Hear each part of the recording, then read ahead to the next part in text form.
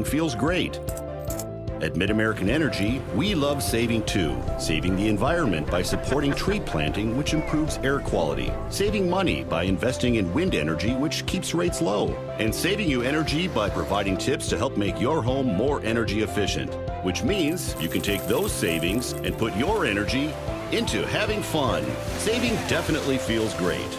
So does being obsessively, relentlessly at your service. Schottenkirk Chevrolet's Power Price Truck and Crossover event featuring new 18 Silverado Double Cab LTs. Power lease, $259 per month lease. Power price, $32,490. New 18 Silverado Crew Cabs. Power lease, $429 per month lease. Power price, $36,490. Over 170 Traverse, Equinox, and Trax available. With 12 going on 13 years of year-over-year sales records, Schottenkirk knows how to sell Chevys. Schottenkirk Chevy, Waukee. Chevy, find new roads. WaukeeChevy.com. For the ultimate one-of-a-kind game day experience, make a stop at the other place. The game is on and drinks are cold with game day specials for every fan. Serving Iowa's best pizza since 1970, it's the place for the whole family. With a mouth-watering menu and state-of-the-art audio-video system, make the OP one of the most exciting destinations for sporting events viewing. The other place, American Sports Grill and Pizzeria. Join in on this Iowa tradition, serving the Midwest since 1970. Building a strong community doesn't happen overnight. It takes a vision for the future, the ability to turn a challenge into a success, and individuals who inspire new generations of growth. Greater Des Moines has done a lot of growing over the years, and so have we. At Brick Gentry Law, your success is something that we create together. Thank you for making us a part of your community. Thank you for 50 years. Is this guy a contractor who does good work or a contractor who needs work? For a reliable recommendation, trust the Better Business Bureau, protecting consumers for over a century. When you go to bbb.org to check out a business, you'll learn if it's BBB accredited, see its grade on customer service, and read honest, useful reviews from local people. For online recommendations you can trust, start with trust at bbb.org/Iowa. Miss your hometown clothing store? The one that had it all? Everything to get the work done, all in one place? G&L Clothing is your hometown Iowa store. Stop in and see us. Or we're only a click or phone call away. Family owned for nearly a century. G&L Clothing, 1801 Ingersoll, Des Moines. G&L Clothing, your size, your style, we've got it all. You want to get stronger, faster, healthier. You want more. You want to be part of something bigger than yourself. A place for people of all ages, all walks of life, that provides opportunities for all to succeed. We do that. We're the why. Build more than muscle. Build a stronger community. Here's to everyone who believes in competition and good sportsmanship, who knows it's not about the trophies or the medals, but rather the lessons learned. For those who understand, it's not whether you win or lose, just that you give your best. So go ahead, lace them up, take the field, have fun, and play. For the experience, for the memories, for the love of the game. Shields.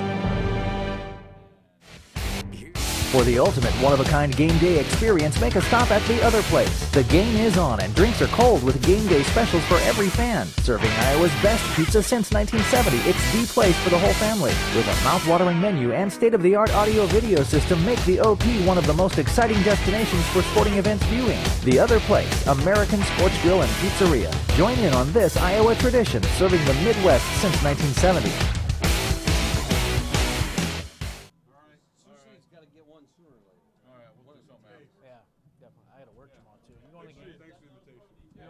What's going on, Mr. Goff? Come all the way up here. I thought you'd be down in Bearcat country. Yeah, I got John Henderson. Okay. I didn't think Joey wanted to go. Does he want to go? Oh, yeah. I'll check with him. If he wants. He told me he's never asked. He didn't want to go, but I'll check with him. Because he thinks he's a rules expert. At least he's I got one right. And somebody's got to tweet you during the games when you screw up. The fourth down in the end zone pass from 1 year. Remember that? that. That's why I tried calling Kristen. She didn't answer her phone. Jeff tried calling the house 6 times. I saw him try calling. You sound like a bunch of walkie batteries out there. They never know what's going on. Hey, I didn't feel bad. Coach Wells thought we got a gift too.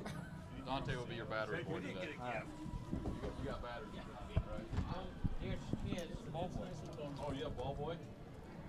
Well, Gage is big ball boy too, so you got to keep an eye on them. Jeff, you there? Okay.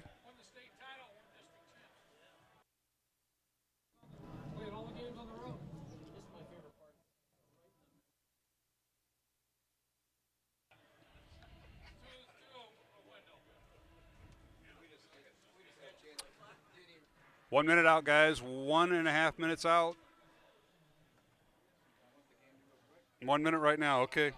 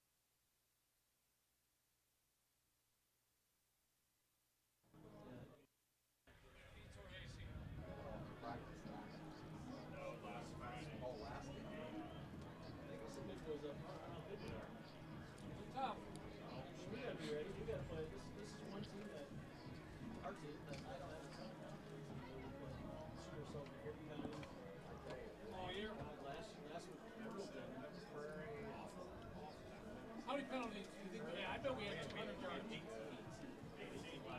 How many yards?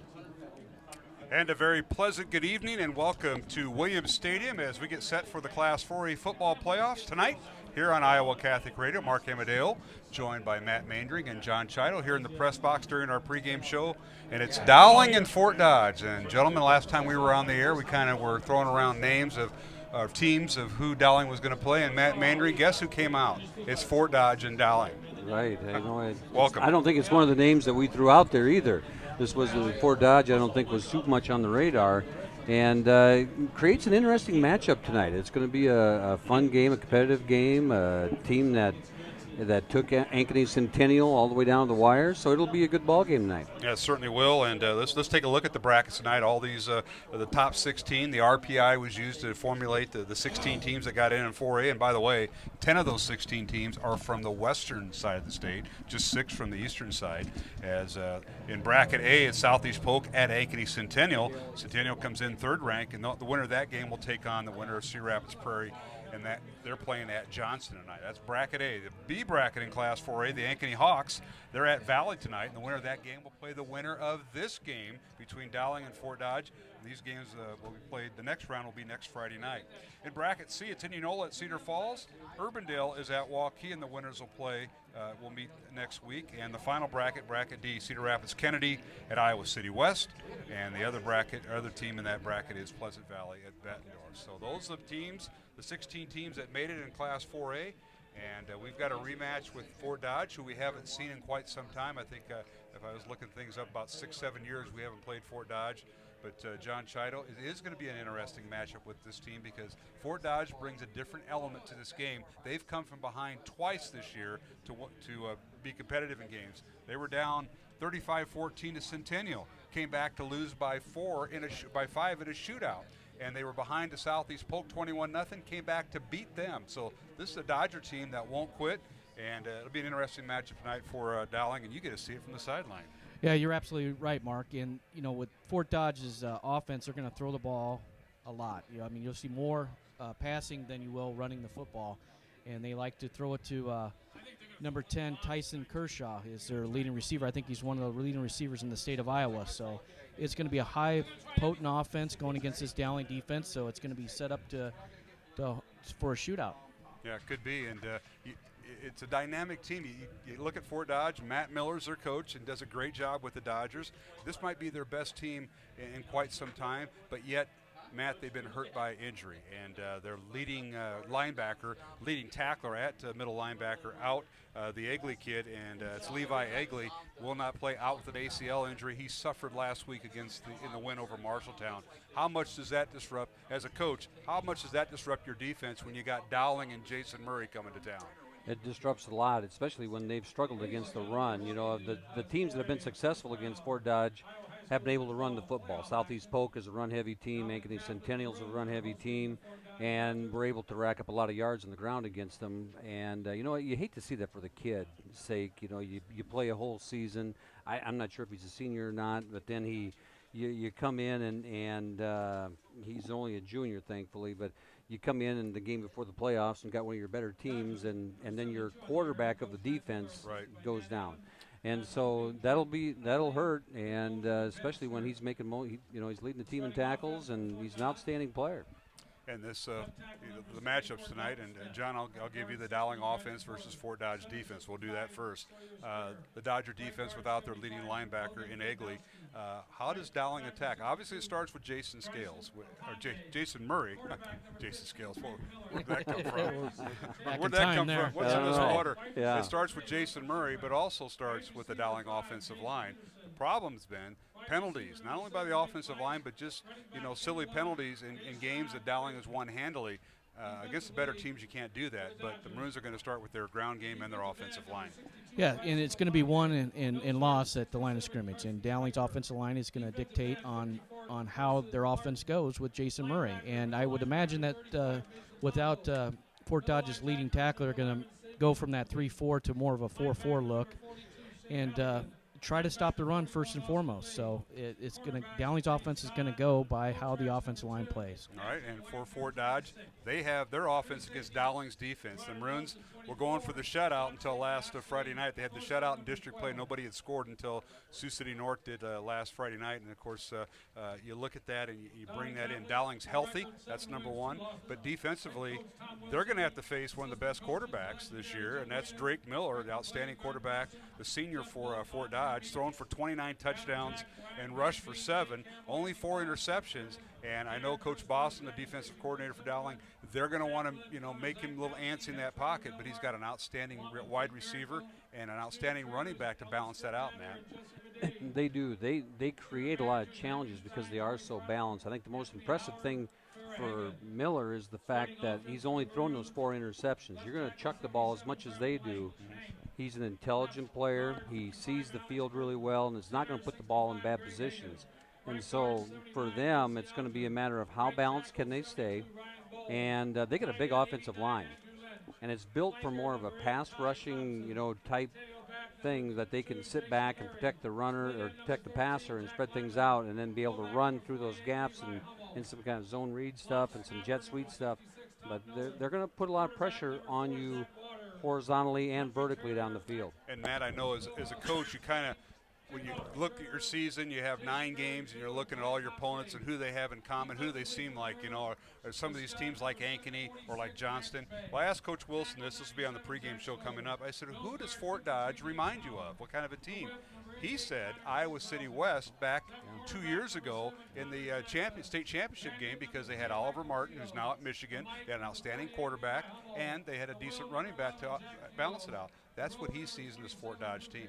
And he's going to know better than anybody. It does. They've got 3 talented people in 3 positions. It's like in basketball when you have an inside presence and an outside presence, you can balance out your offense, and that's what Fort Dodge is really able to do. And so you can't gamble too much blitzing, because you're going to leave yourself in one-on-one coverage in the backside, put pressure on him, and then you might overrun. I didn't see a whole lot of screen game or anything like that on tape, so it's just going to be interesting to see. It's going to be a lot of fun, and it'll be a nice challenge for this defense. But it's a playoff atmosphere. That's right. How does Fort Dodge handle it? John, how does Dowling handle it? New quarterback, Zach Waters, played 9 football games. He shared the position early in the year with Zach Prey, but now Zach's the quarterback. Offensive line, they've been through the ringer, but this is playoff time. And these, if you're going to see somebody get nervous, it'll be on the offensive end. Something will happen. Your thoughts on the playoff atmosphere? Well, I think for Zach Waters, he has found the position well over the last 4 or 5 ball games, and I think it's going to come next man in, new year, new quarterback. He's got experience throughout the year.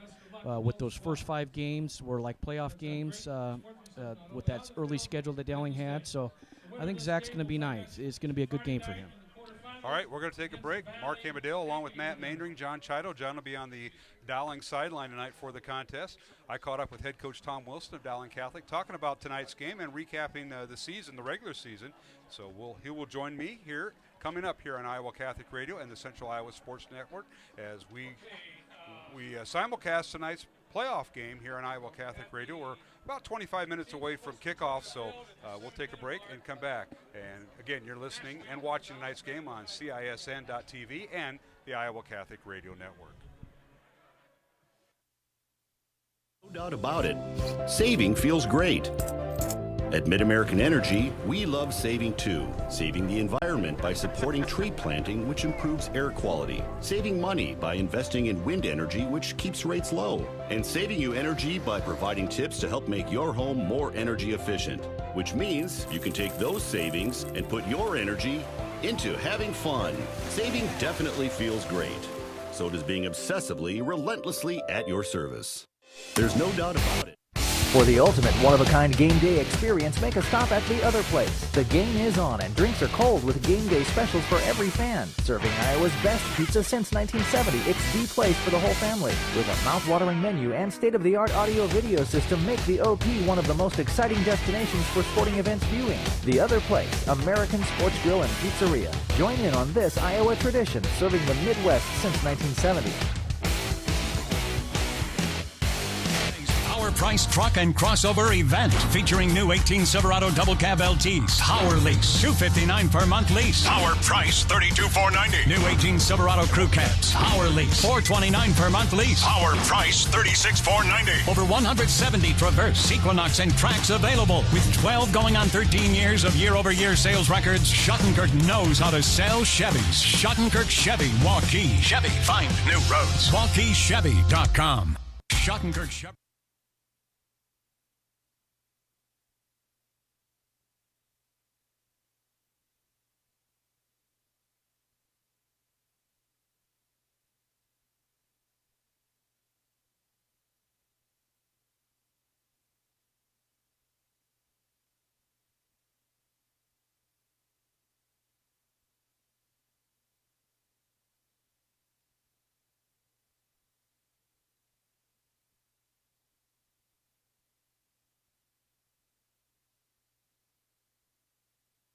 And welcome back to the pregame show here on Iowa Catholic Radio. Mark Hamadale now visiting with head coach Tom Wilson as we get set for the playoffs, the Class 4A first round. Dowling hosting Fort Dodge here at Williams Stadium. And Coach Wilson, thanks for joining us here on Iowa Catholic Radio and the Central Iowa Sports Network tonight.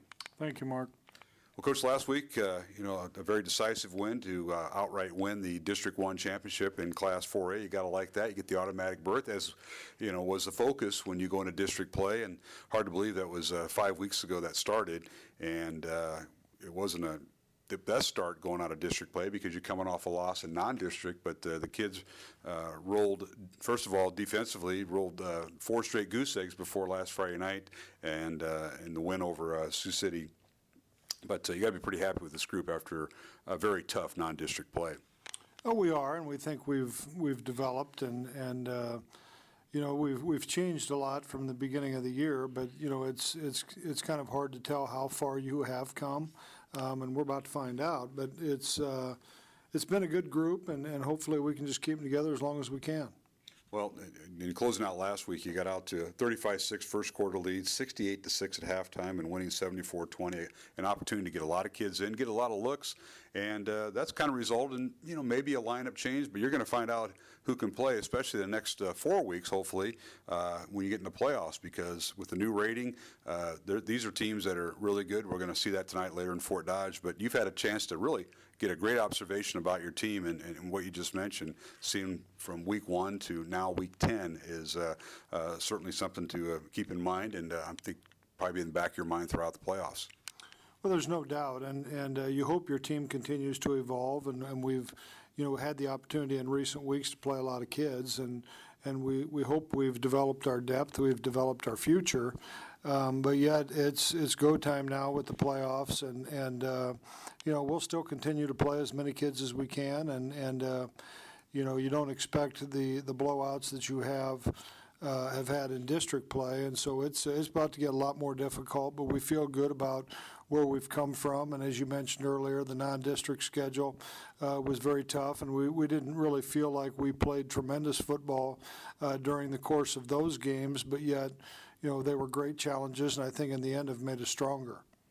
And defensively, you got to be pretty proud of this group. I mean, with the exception of the Valley game, and that was one where they were kind of left holding the bag with poor field position they were defending. Defense played solid all year, and that was probably the question mark coming in to the first week of the season. A lot of kids missing, and Coach Bosman and your staff have done a great job just defensively, and we've seen that all the way through district, and that momentum has carried over to the offense too. Well, there's no question, and I mentioned the Valley game. We really put our defense in some bad positions, and they have played tremendous. It's a different team than what it was a year ago. Last year we have John Wagner, who was a highly recruited Division I athlete. We don't have those guys. Mitch Riggs was a 2-year starter inside, and was kind of a cornerstone for us for a couple of years, and there's a lot of other guys that this team is just different, but they play well together defensively. They've gotten better as we've gone. Obviously moving Hummel over to the defensive side, then all he does is become our leading tackler.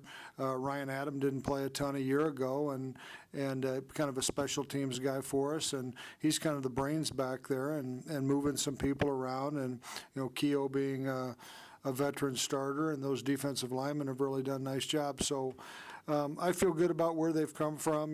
But you put Jackman in, who wins the job, and he's played well.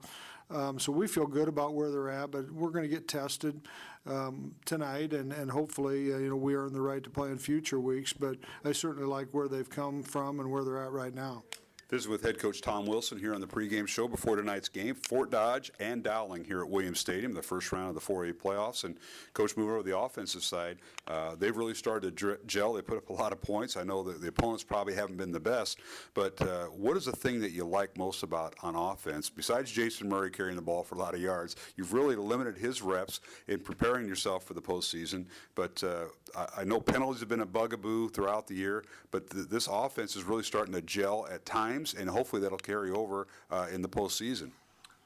Well, us too, and I think the big thing is it starts up front, and our guys have continued to make progress there, and we had high hopes for that group, and it's been kind of up and down at times, but certainly trending in the right direction.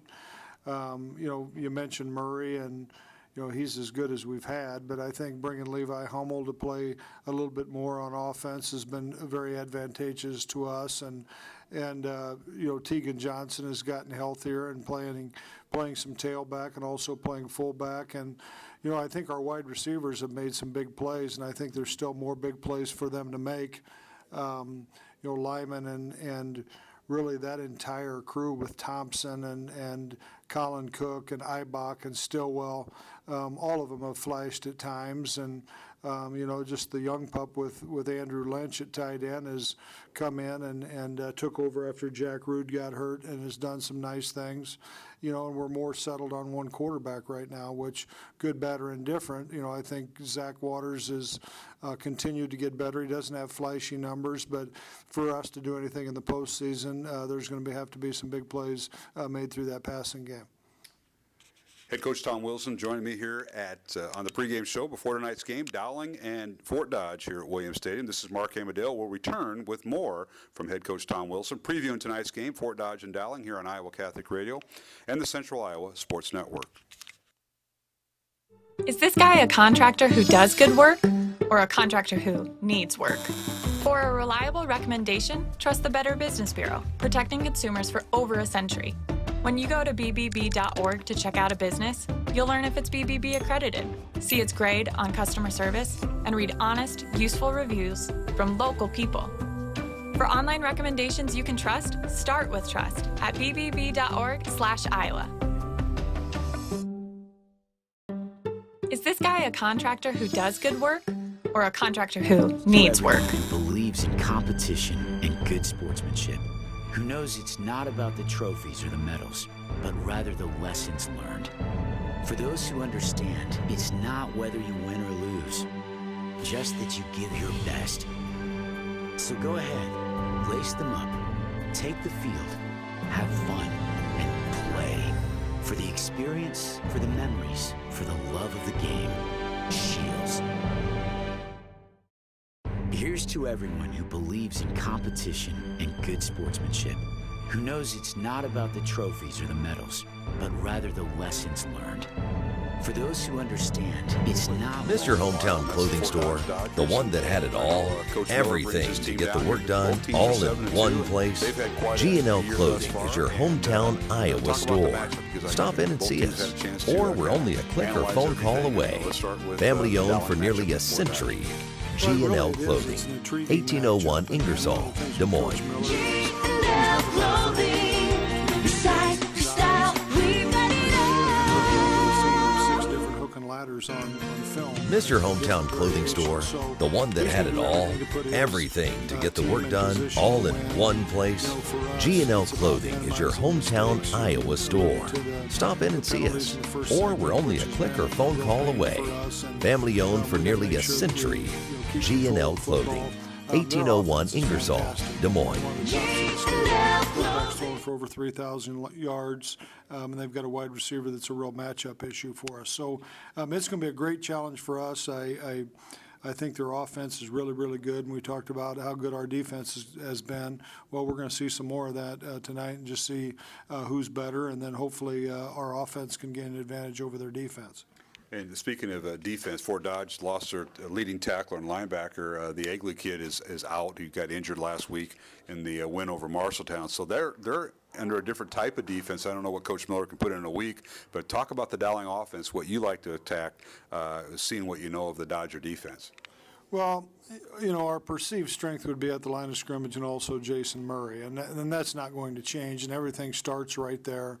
And we're going to give them a dose of Jason and mix Tegan in there and, really run what our offense is. And they're going to switch back and forth between a 3-man front and a 4-man front.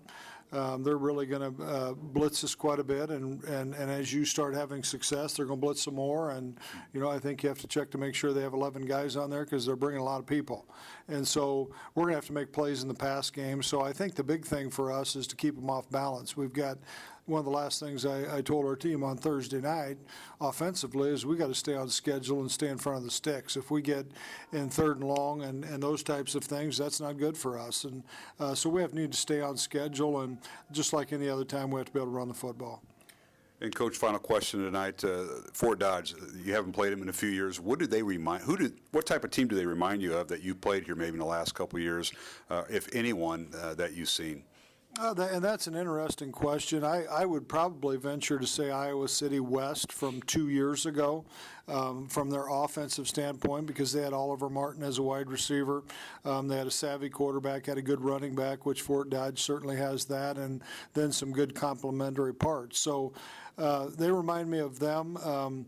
Defensively, they just remind me of Fort Dodge. I mean, it's similar to what I have seen out of Coach Miller and that program before, and they've usually mixed things up. I can remember back in the day when we had Boyle and those guys. They had a highly regarded team and a 3-3 defense that was pretty darn good, and they came in and blitzing people from all over the place. So it's just something that we're going to have to handle and be really good with and communicate well up front. Coach, thanks for the time tonight. Best of luck in the first round, and it's always advance. You always try to advance, but you can't advance unless you get through game one. And tonight it's Fort Dodge and Dowling. Best of luck, Coach. All right, thank you very much. Head coach Tom Wilson has been my guest here in the pregame show. We'll take a break and come back. Matt Maindring and John Chido will rejoin me here at Williams Stadium. It's Dowling and Fort Dodge, first round of the high school football playoffs in Class 4A. From Williams Stadium in Des Moines, this is Mark Amadale here on Iowa Catholic Radio and the Central Iowa Sports Network.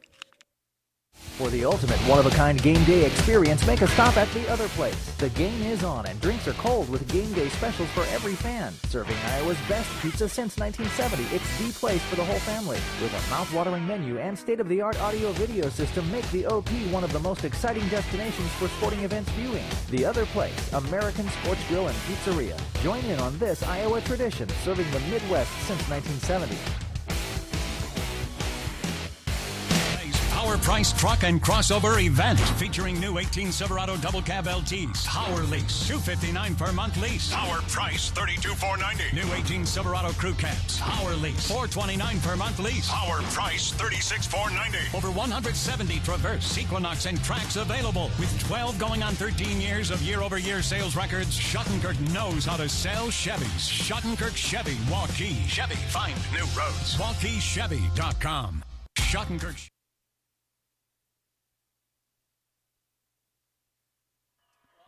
And welcome back to Williams Stadium here on the campus of East High School and the home of Grandview University in Des Moines. Mark Amadale alongside Matt Maindring and John Chido as we get set for high school football playoffs. Dowling and Fort Dodge tonight here on Iowa Catholic Radio. Well, Matt, you heard from head coach Tom Wilson, and obviously Coach had his thoughts about tonight's game, and you know, it's going to be interesting to see how this all pans out. We're going to see a high-scoring game. We're going to see a low-scoring game. We're going to see which team dominate. It's going to be an interesting part because these two teams do not play each other on a regular basis.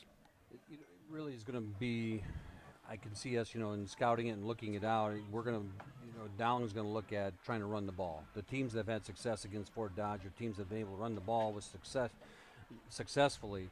And, you know, it really comes to that old Dowling mentality of trying to wear somebody out. You know, it doesn't matter what the score is at halftime. It matters what the score is at the end of the fourth quarter. So it's going to be wear them down with that run. We see a lot of Jason Murray tonight and then mix in some passes here and there. It's going to be dynamic defensively, trying to figure out, you know, how we're going to play this game. It's going to be interesting to see what Coach Bossum has dialed up and turn them loose. That's exactly right. We have 52 degrees, a pretty good night for high school football. We had rain earlier this morning, but the sun did come out this afternoon. But we have field turf here at Williams Stadium for our folks that are maybe watching on CISN.TV from the Fort Dodge and Des Moines area. Field turf here at Williams Stadium. And we have our sideline reporter, John Chido, as our Shield sideline reporter for the Central Iowa Sports Network and Iowa Catholic Radio. And, John, give us a report from the field. Well, Mark, there's no wind to speak of. The flag's not even moving. So it's great conditions for football tonight. So the winds will not be a factor. So both teams are going to be able to throw the ball around with no effect of the wind. Yeah, and that's maybe the last thing you want to see, especially if you're a Dowling fan and you're rooting for your team. But Fort Dodge, they throw the ball around everywhere, Matt, and that might not be a good sign with very little wind. Yeah, a little crosswind wouldn't be bad tonight. You know, it's going to be interesting. The Miller kid has had an outstanding year for Fort Dodge, and when you throw for over, you know, 2,814 yards, you've had some success. And the Kershaw kid, I think the number 2 kid in the state receiving, and just an outstanding talent. So it's going to be fun. All right, let's go and take a break now and go to our pregame prayer with Father Zach Koski and a word from Dr. Dan Ryan.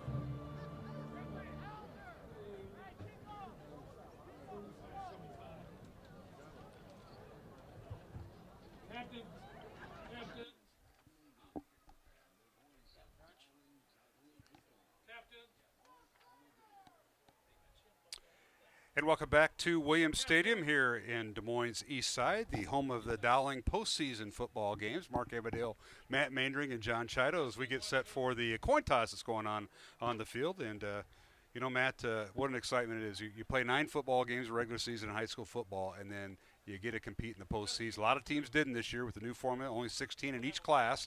And these are 2 of the 16 in Class 4A, and what an exciting year for both Fort Dodge and Dowling to be able to play a first-round game, because it was tough going through district play, as you know. It was, and I'll give the Iowa Association credit for this, and working with the Football Coaches Association, this playoff system that they've developed looks to be the best one that they've had as far as giving equality to it, and I think it worked out very well for them this year. And you can't replicate this kind of excitement. There is a different notch, and there's a finality to it, knowing that if you don't get it done tonight, it's over. And the Maroons are going to be sitting there and trying to extend their season as the Dodgers are too.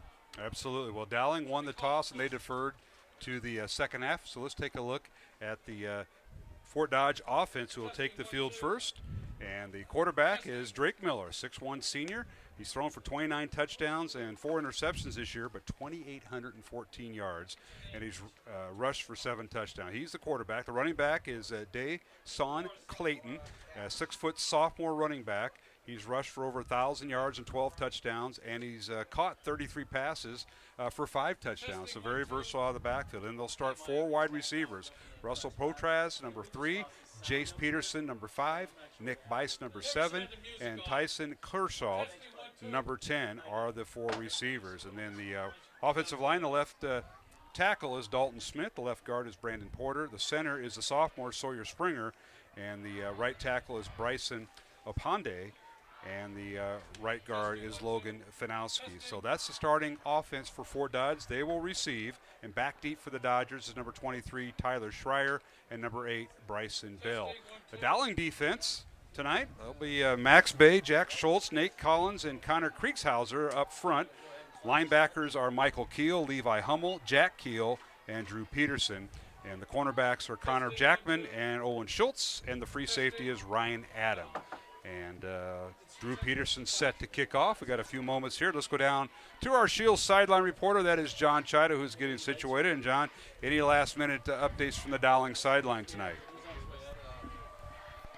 Enthusiasm is a high level tonight. Obviously, it's the first playoff game for a lot of these kids that are seniors, and it's win or go home. So I don't think they have to get they're ready. Yeah, that's a good point. The enthusiasm level is going to be up, and now here is Dowling. Drew Peterson kicks it off in the end zone, touchback, and there'll be no return by Tyler Schreier, and it'll be a first down for Fort Dodge at their own 20-yard line. As we're underway here, Matt Maindring, in the playoffs.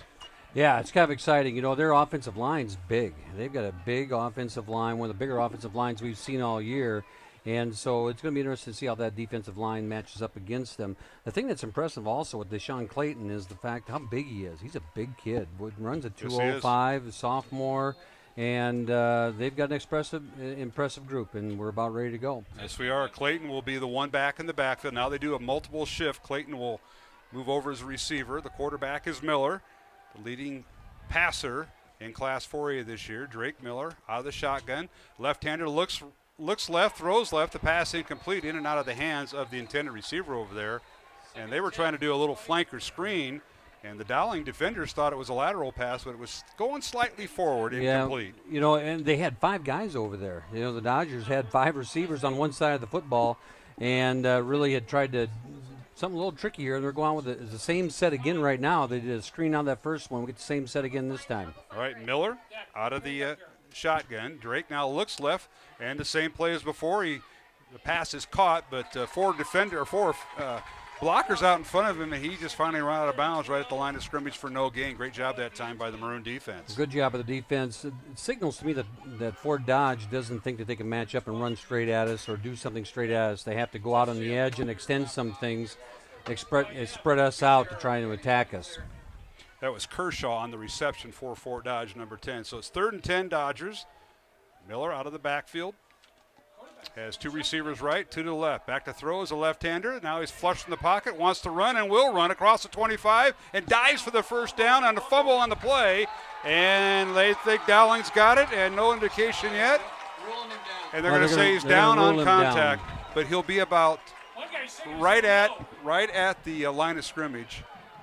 And now the officials are going to huddle up and see if he's down or if it's Dowling football. You know, it's always the risk when you sit out there and you reach for that first down with the football, whether or not you're going to keep that ball in possession or not. And we've got a huddle there.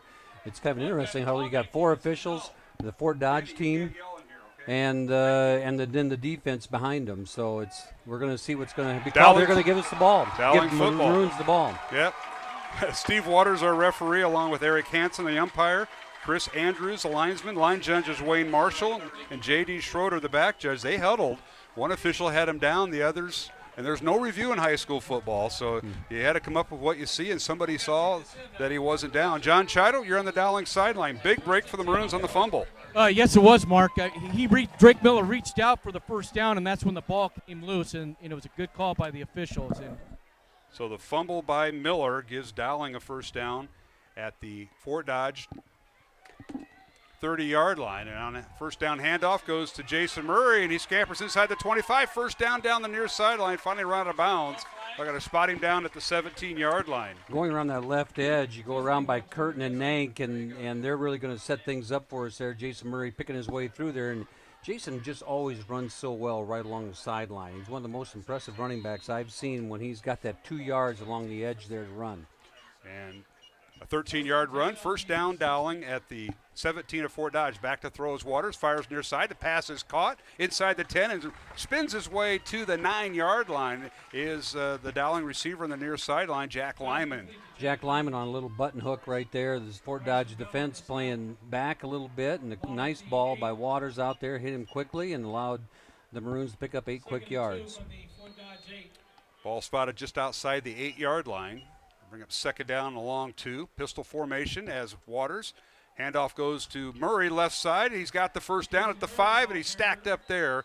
And it'll be first and goal Dowling at the 5-yard line, and a 3-yard run by Murray over left tackle. On that play, the Maroons went power. They had Levi Hummel stacked over that edge on the right side behind Charlie Nank at the flanker position, and they just loaded up and ran straight at him and let Jason Murray pick a hole, and he gets the yards needed. A 13-yard run by Murray, a 9-yard reception by Jack Lyman, and now Murray for 3, and it's first and goal Dowling at the 5 of Fort Dodge. Pistol formation, handoff Murray right side. He's got a big hole, touchdown over right guard and tackle. Touchdown Maroons, and Dowling strikes first with 10 minutes left in the first quarter, 6-0 Maroons. It's hard to say. To me, it looks like one of those plays right there where Egley, the kid that's hurt, number 44 for Fort Dodge, that would have been his fill. That was his lane right there because the offensive line just was tore apart there on the side of Alger and Bowles, and Jason Murray had a sizable hole to run through untouched into the end zone. So Dowling goes 4 plays, 30 yards after recovering a Drake Miller fumble of Fort Dodge, and now Peterson in for the extra point. Ball is down, the kick is up, and it is good. Dowling leads it 7-0, first round of the Class 4A football playoffs, and we're live from Williams Stadium. Our score, Dowling 7 and Fort Dodge 0 here on Iowa Catholic Radio and the Central Iowa Sports Network. For the ultimate one-of-a-kind game day experience, make a stop at the other place. The game is on and drinks are cold with game day specials for every fan. Serving Iowa's best pizza since 1970, it's the place for the whole family. With a mouth-watering menu and state-of-the-art audio-video system, make the OP one of the most exciting destinations for sporting events viewing. The other place, American Sports Grill and Pizzeria. Join in on this Iowa tradition, serving the Midwest since 1970. We might not always know what the day will bring, but some things are certain. The sun will rise and your lights will go on. That's because at MidAmerican Energy, we're obsessively, relentlessly committed to providing you energy when and where you need it, to connecting with you and keeping our communities safe and strong. Because the most important thing we put our energy into is you.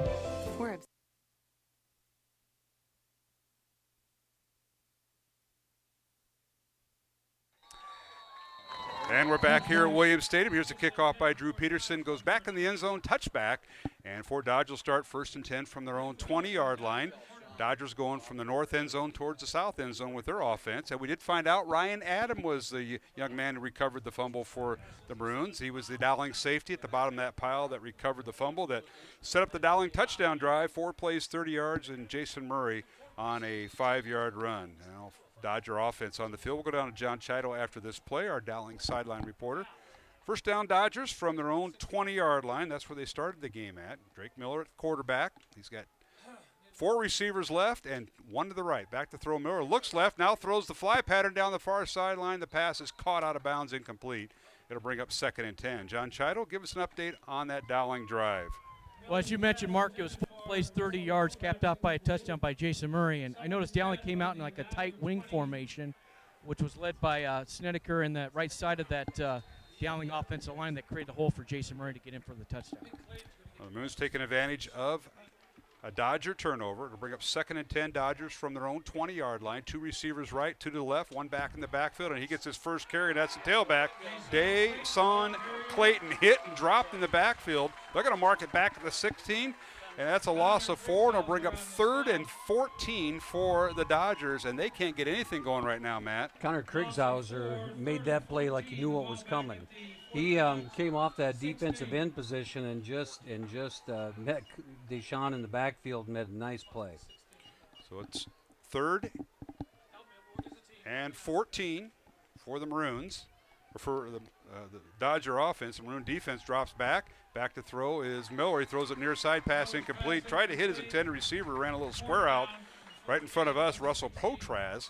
Potraz, the 2nd leading receiver on the team, and it'll bring up 4th and 14 with the incomplete pass. Connor Kriegshauser, we've said it a couple times earlier in the year, he is disruptive just by his height. Right there, that time he came around and did a swim move inside on the defensive tackle and got in the way of the quarterback. Quarterback just throws it into the ground, and no way they're going to get that play completed. All right, Anthony Wagner into punt. Low snap. Now he muffed the football, and he gets it away, and it's a short kick. And it's going to run out of bounds at the 37-yard line of Fort Dodge. So that'll be a net punt of 20 yards and a Dowling first down inside the 40-yard line of Fort Dodge. So everything going wrong for the Dodgers in their first 2 possessions. And John Chido, that's it's not a turnover, but it's a costly mistake as far as field position right now as we go down to our Shield sideline reporter, John Chido. Yeah, you're absolutely right, Mark. The field position for Dowling to start this drive is excellent, and it's created by that defensive pressure. And they did a good job of keeping Miller in the pocket on that series. And Dowling's got great field position to start this 2nd series. Anthony Wagner did a good job of getting that ball off and out of there. He at least saved him 30-some yards. A punt of 22 yards and a first down Dowling. Here's Waters back to throw, fires it out, and it's caught by Ty Thompson, gets outside the numbers, and finally stops and now reverses field. And he's going to be stood up right at the 27-yard line for a gain of 9. He's near a first down, depending on where that scrum pile goes. Nice job by Thompson. That was a nice play by Thompson. Makes a nice cut after he gets it. It was an interesting play just because Waters was running forward when he threw that ball. I haven't seen that too much out of a quarterback. He's running forward as he threw that football. That first down for the Maroons. 9-yard reception, 2nd and 1 for the Maroons. They'll work out of the pistol formation. They'll bring in a fullback, and they give this to Murray, and Jason they had the first down, and now Murray goes from the 27 and takes tacklers down to the 24-yard line, gain of 3, and that play went right up the gut over the Dowling's offensive line. Mason Bottle for the Dodgers makes the stop on Jason Murray and makes a nice play as they tried to go over center that time for the Maroons. So it's 2nd down and 7, handoff Murray right side, and he goes to the short side of the field, angling toward the far sideline. They say he stayed in bounds as a first down marker went down, so he's near a first down. Looks to be about a yard short. Oh, they might measure it. We have an injured player, and they're going to spot the ball down at the 17, and we've got a timeout on the field. So we'll take a break with 8:10 remaining first quarter. It's Dowling 7, Fort Dodge nothing. First round of the Class 4A football playoffs. We'll return to Williams Stadium after this break. We'll take a 1-minute break here on Iowa Catholic Radio and the Central Iowa Sports Network. Building a strong community doesn't happen overnight. It takes a vision for the future, the ability to turn a challenge into a success, and individuals who inspire new generations of growth. Greater Des Moines has done a lot of growing over the years, and so have we. At Brick Gentry Law, your success is something that we create together. Thank you for making us a part of your community. Thank you for 50 years. Building a strong community doesn't happen overnight. It takes a vision for the future, the ability to turn a challenge. Hi, Ron here, head coach of Westside Auto Pros. When your car's on the injured reserve, you want to get it back in the game as soon as possible. I know that. That's why you need...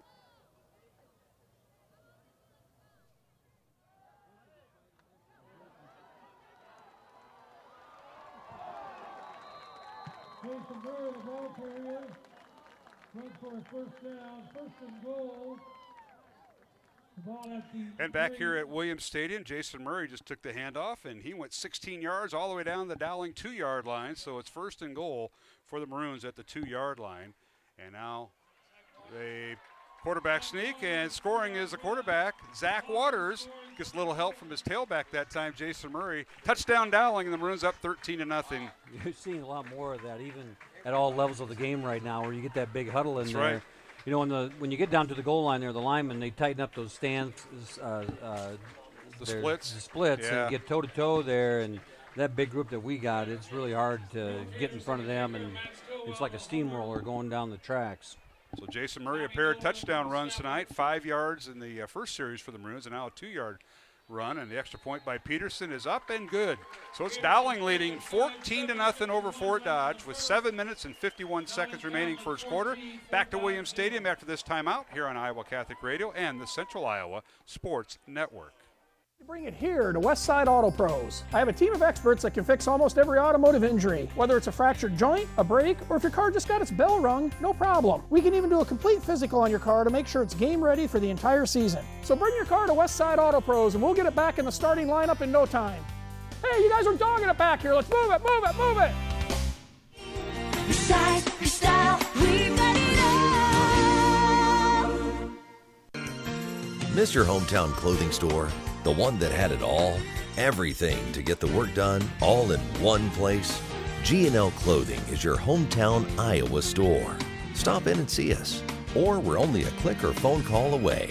Family owned for nearly a century. G&L Clothing, 1801 Ingersoll, Des Moines. G&L Clothing. Your size, your style, we've got it all.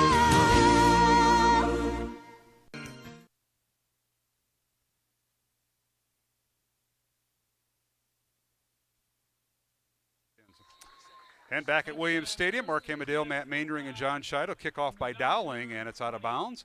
Early scores, Southeast Polk leading Ankeny Centennial 7-0 in the first quarter. And we'll get you caught up as we get some of the Class 4A scores. But kickoff goes out of bounds. Fort Dodge will start 1st and 10 on their own 20. Let's go down to our Shields sideline reporter tonight. It's John Scheidel. And Johnny, take it away. Give us an update. Well, field position's been key for Dowling to start their first two drives, and one was set up by a fumble. The other was for defense pinned Fort Dodge back against their goal line, and we're able to capitalize on that with two quick scores. And they certainly were. Now Dodgers with the first down, and Miller back to throw. Fakes once, and now he's going to be chased down from behind. And he gets about 5 yards. He's finally corralled. I think it was Kriegshauser who got him at the 25 for a pickup of 5. Yeah, Kriegshauser was able to take him down. Fort Dodge is trying to, they went with that quads formation out there, and they ran that screen. Then they tried to run one deep off of it, and they did the same thing there. They tried to fake the bubble and turn a guy loose down the field, and it hasn't worked yet against the Maroons. Drake Miller, the quarterback, who ran that last play, 6'1", 205-pound senior. His dad is the head coach, Matt Miller, at Fort Dodge Senior High. Now 2 receivers left, one to the right. The give is to the tailback. That's Clayton, and he stuffed at the line of scrimmage, tried to go over center in the A-gap, and he was hit and dropped for no gain. Will bring up 3rd and 5 for the Dodgers. Fort Dodge looking for their first down of the night. That's going to be a tough place to make your money, down right up the gut against the Maroons right there. And even though we don't have a great deal of size there, just a lot of athletic ability there in that front four. So Deshaun Clayton, 2 carries for -4 yards tonight for Fort Dodge. Brings up 3rd and 5 for the Dodgers. 6.5 minutes remaining. First quarter, 14-0 Dowling leading Fort Dodge here at Williams Stadium. Dodgers now, here's the snap. Miller wants to throw, now wants to run, and he's going to dive for the first down. This time, I think he got it as he crossed the 30-yard line. It'll be a first down for the Dodgers, their first of the night. You know, he dove for it, almost gets his knee down too early, but he does dive for it and make that first down. That's where you like to have them hook their legs and slide into it so you know where that ball gets spotted. You know you've made it far enough. He dove for it, got the first down to keep the Dodger drive moving. So 1st and 10, Fort Dodge from their own 30-yard line. Dodgers in their visiting white jerseys with red pants and black helmets. Back to throw is Miller, rolls to his left, now rolling toward the far sideline, fires the ball out, and the pass is incomplete right at the 40-yard line. The intended receiver got hit and dropped. That's Russell Protras, who couldn't come up with the ball. Incomplete. Ryan Adam did a good job of coming up late on that play and knocking the ball out of the receiver's hands. I think the receiver actually had it in his hands there for a little bit, and Ryan Adam knocked it loose as he got there to the receiver. All right, Nick Bice and Tyson Kershaw split out wide left, and one receiver to the right. Tailback in the backfield is Dason Clayton. Drake Miller at quarterback. Here's the snap. Miller inside handoff on a draw play to Clayton, and he's hit and dropped, but gets a couple yards up to the 32-yard line. And that'll bring up 3rd down and 8 for the Dodgers. Jack Keel with a nice read on that coming from his linebacker position. He was lined up in the gap right there and unblocked, runs right to the running back to get the play, make the contact in the backfield. So 3rd and 8 for Fort Dodge. Ball right at the 32-yard line. Miller with 3 receivers left, one to the right. And the tailback in the backfield, that's Clayton. Drake, 9 on the play clock, and now wants to throw, and he runs out of some pressure, bounces off of a defender, and the pass is caught, and that is Tyson Kershaw with the first down. And I'll tell you what, Miller was a magician back there getting out of that possible sack. Max Bay had him in his grasp there in the backfield, and Miller just did a heck of a job of rolling out, rolled back to his left side and had the receiver open. Was that Kershaw that came back? Yes, to it was. And you can see the chemistry those two have right there. It's evident as they get a first down. 12-yard catch, first down Fort Dodge at the Dodger 44. All right, 3 receivers right, 1 to the left. Back to throw Miller, sets up in the pocket, throws near side. The pass is caught, and that is Kershaw again. And running a crossing pattern, knocked out of bounds near a first down in Dowling territory. So the Dodgers now have crossed midfield for the first time tonight at the 5-minute mark. Connor Jackman with the stop right there. Yeah, the Dodgers, maybe they just need to get behind before they wake up. You know, you said the 2 games before that they did come back from large deficits to give Ankeny Centennial run and Southeast Polk, and so we're seeing a little bit of that right here, right now. 12-yard catch for Kershaw. First down, Dodgers. They're at the Dowling 44-yard line. Back to throw Miller. Now being flushed in the pocket, comes near side. The pass is caught for a short gain down at the 40-yard line for a pickup of 4. And on the reception that time for Fort Dodge, that would be Jace Peterson with the catch, one of the 5 receivers they use in their arsenal. Yeah, one thing we're seeing from Fort Dodge right now is the fact that they're able to spread it out. When Miller gets out of the pocket, he's been pretty effective right now. Our rush is getting to him, but he's able to leak out and make plays. All right, 2nd down 6 for Fort Dodge. Line of scrimmage is the Dowling 40. Miller with the back to throw out of the shotgun and throws it near side. The ball is tipped and incomplete. Might have been tipped by Connor Jackman right about the 35-yard line, but tipped out of bounds and incomplete. Its intended receiver was Kershaw again for the Dodgers. The Maroons' rush is almost getting too deep. They're running by him, and Miller's stepping up in the pocket with no one in front of him and able to make plays. So those four guys attacking the quarterback have to make sure they stay in their lanes, don't over-pursue in their rush.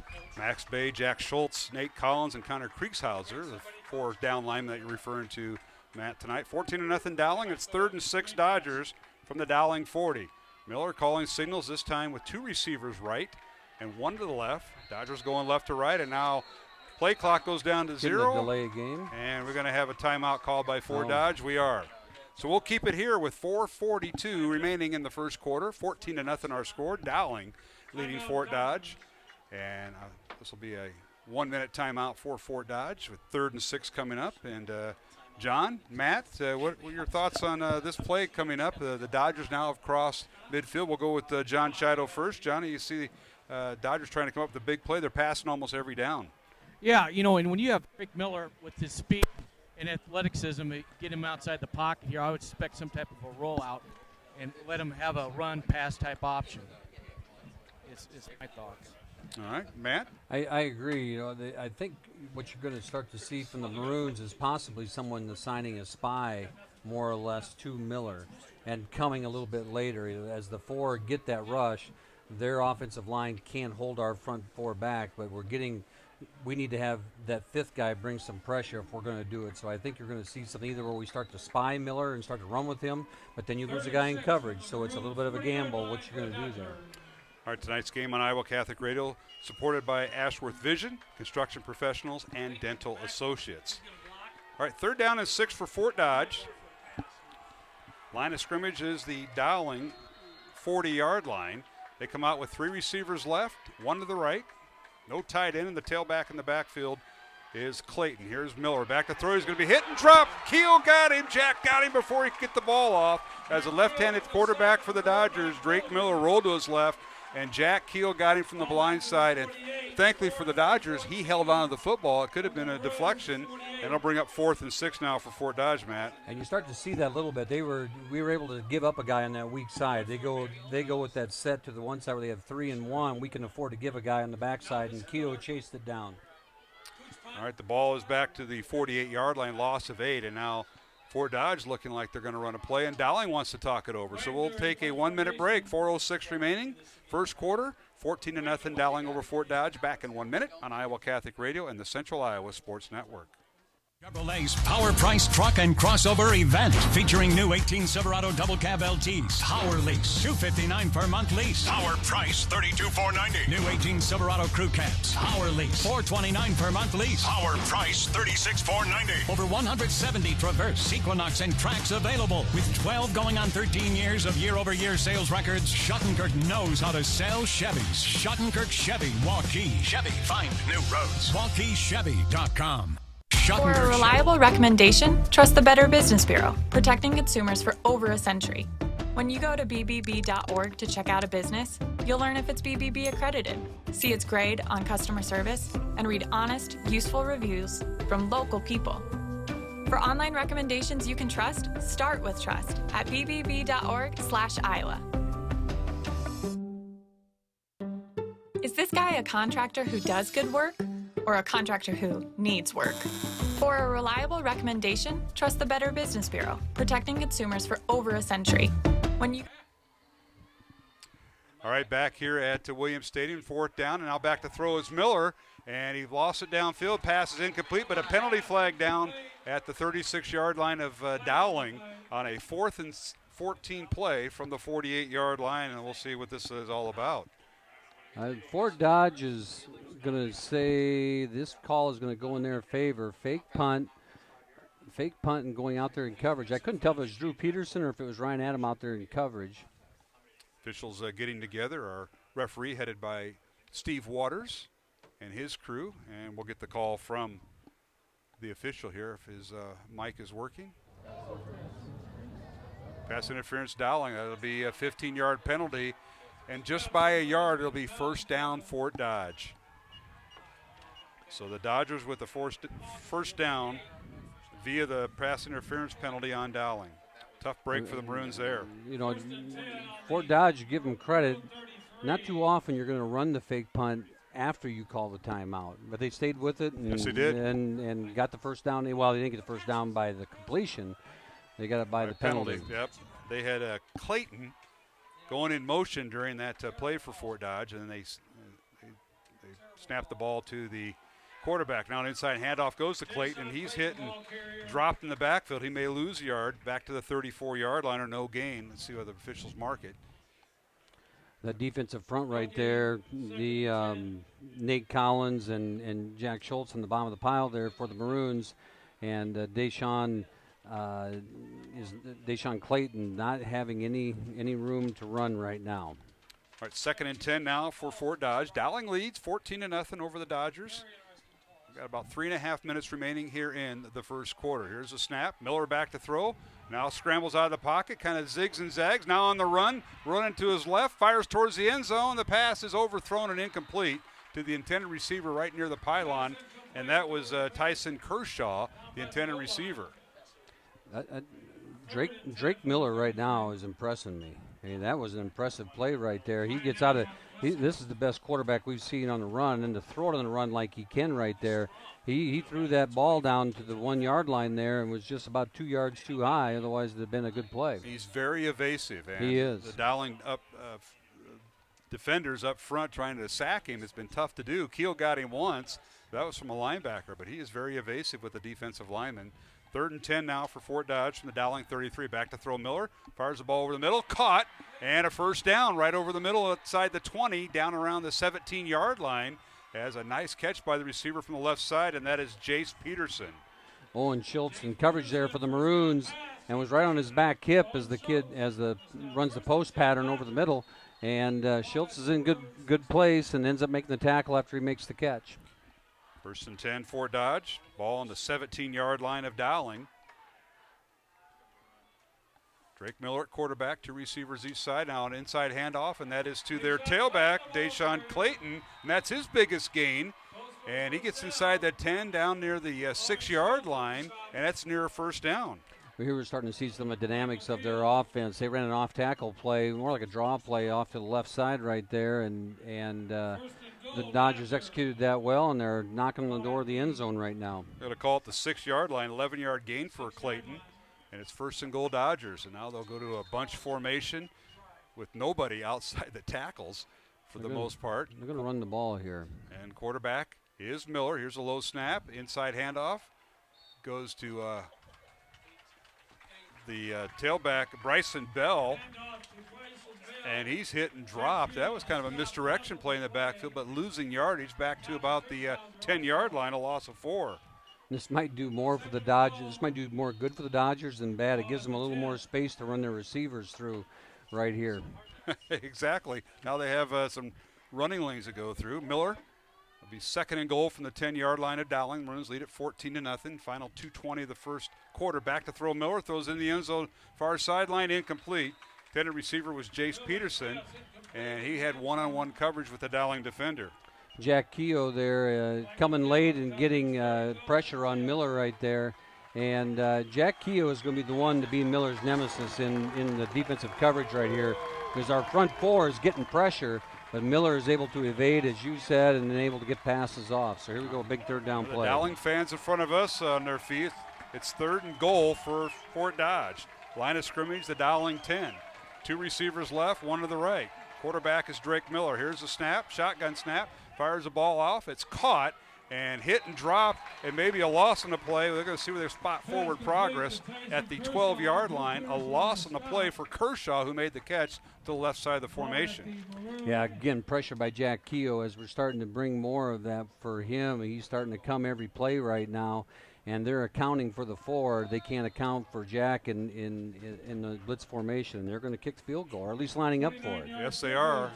This will be a 29-yard field goal attempt for Ben Niebel, who is 3 for 3 on the season. The ball's on the left hash, and the kick is no good. The kicker actually slipped and fell. He slipped and fell. Drew Peterson got in there quickly and affected that play, and the field goal's no good. I don't think Drew touched it. He didn't. I think the kicker slipped on the turf and missed it, and the Maroons dodge some points right there. All right, let's go down to our Shields sideline reporter. That's John Chido. And for Dodge, John had the ball for just over 6 minutes, which started back at their 20-yard line, and they come up empty. Yeah, that's a big break for the Dowling Catholic defense there. And as you guys mentioned, the kicker slipped, but I think a lot had to do with that, with the pressure by Drew Peterson. Yeah, I think he saw him out of the corner of his eye coming in there and decided he better get it off a little quicker than he wanted to. That's an exactly 18. Right. That's an 18-play drive that started back at the Dodger 20 and ended at the Dowling 12. Now on first down, Dowling with a quick pass to the near side of Ty Thompson, incomplete, nearly intercepted by the Dodgers, and that was Anthony Wagner, who's also the punter, but also the starting quarterback, who almost came up with a pick. Yeah, he made a nice play there as Edward Thompson is trying to catch a little quick out there, or not even a quick out, but a quick dig route, and he made a nice play there defensively for the Dodgers. Dowling takes over at the 20-yard line in high school football. A missed field goal goes back to the 20-yard line, no matter if you're trying to 50-yard field goal or a 20-yard field goal. 2nd and 10 Maroons from their own 20. 3 receivers right. Read option. The give is to Murray up the gut, and he's hit and dropped right at the point of attack at the 20-yard line. Nice job by the Dodger defense. It'll bring up 3rd and 10 for Dowling. Austin Lee, the 175-pound junior there, makes a nice play for the Dodgers. And, again, replacing Eagley inside there. They're trying to find some who's going to make plays for him, who's going to step up. And Lee there said he's going to be one of those guys with that play. All right, 3 receivers to the right for the Maroons, 1 to the left. Quarterback is Zach Waters. Here's the snap. Zach looks right, now looks left, now has pressure. Rolls to his left, trying to avoid a tackle, and he puts his head down and gets back to the line of scrimmage and stays in bounds with 47 seconds remaining in the quarter. Yeah, if you're going to look at one of the strengths of the Maroons, 3rd and 10 is usually not one of our strengths, and it really isn't for high school football anywhere you go. And Waters tried to make the play into something and get a holding anyway, so it would have been brought back, but the Fort Dodge declines it and wants the punt. All right, so it's 4th down and 10 for the Maroons, so the Dowling goes 3 and out. And the Maroon punter is also the punt returner, Matt Stillwell, number 17. And it's a short punt position for the Maroons. Back deep for Fort Dodge is Tyler Schreier. He stands back at his own 48-yard line. Stillwell the punt. And Schreier, a fair catch at the Maroon 45-yard line, and that's where the Dodgers will start, 1st and 10 from their own 45 with 41 seconds remaining here in the first quarter. Dowling with a 14-0 lead over the Fort Dodge Dodgers from Williams Stadium in Des Moines. Mark Amadale and Matt Maindring, we're in the press box. Down on the field is our Shield sideline reporter tonight, and that is John Chido. Johnny, take it away. Well, that's the first time the Dowling's offense had a punt in probably 4 or 5 games, and they'd use that quick kick to get the ball off and get it out of there quick. But they came out a little flat there. Hopefully, the defense will hold the Dodgers out of the end zone. Yeah, Murray with no yards on that last possession, and Waters the only carry for no yards. Back to throw is Miller from the Dowling 45. The pass is caught near a 1st down inside the 40. On the reception that time for Fort Dodge is Deshaun Clayton, who's also their tailback and their 2nd leading receiver. Drew Peterson in the coverage there for the Maroons gets the stop.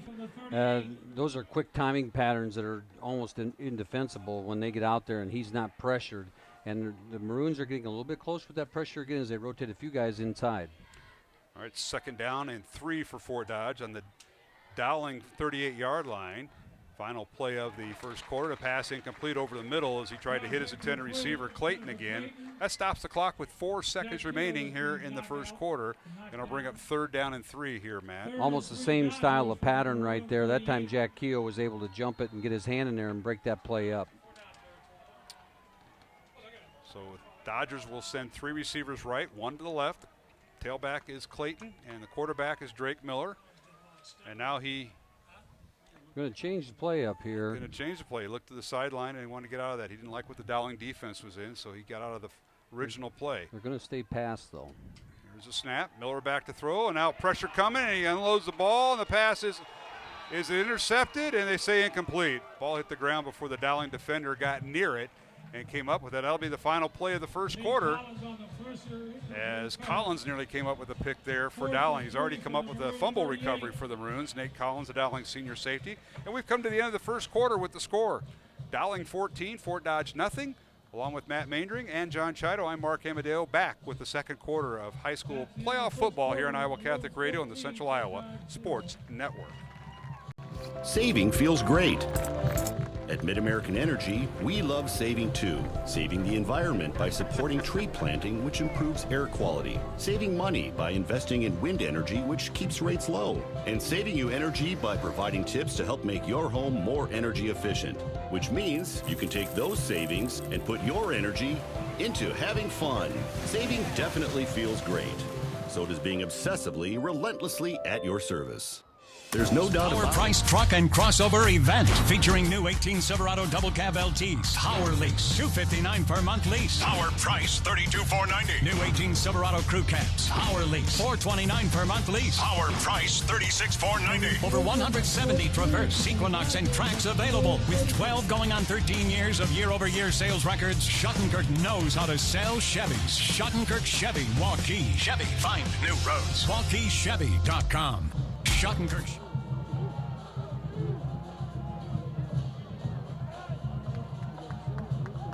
And we're back here at Williams Stadium. Mark Amadeo, Matt Maindring, and John Chida. We're underway here in the second quarter. It's 4th and 3 for Fort Dodge as they flip the sides of the field. Fort Dodge going right to left or south to north here at Williams Stadium. Dowling defense in their maroon jerseys tonight.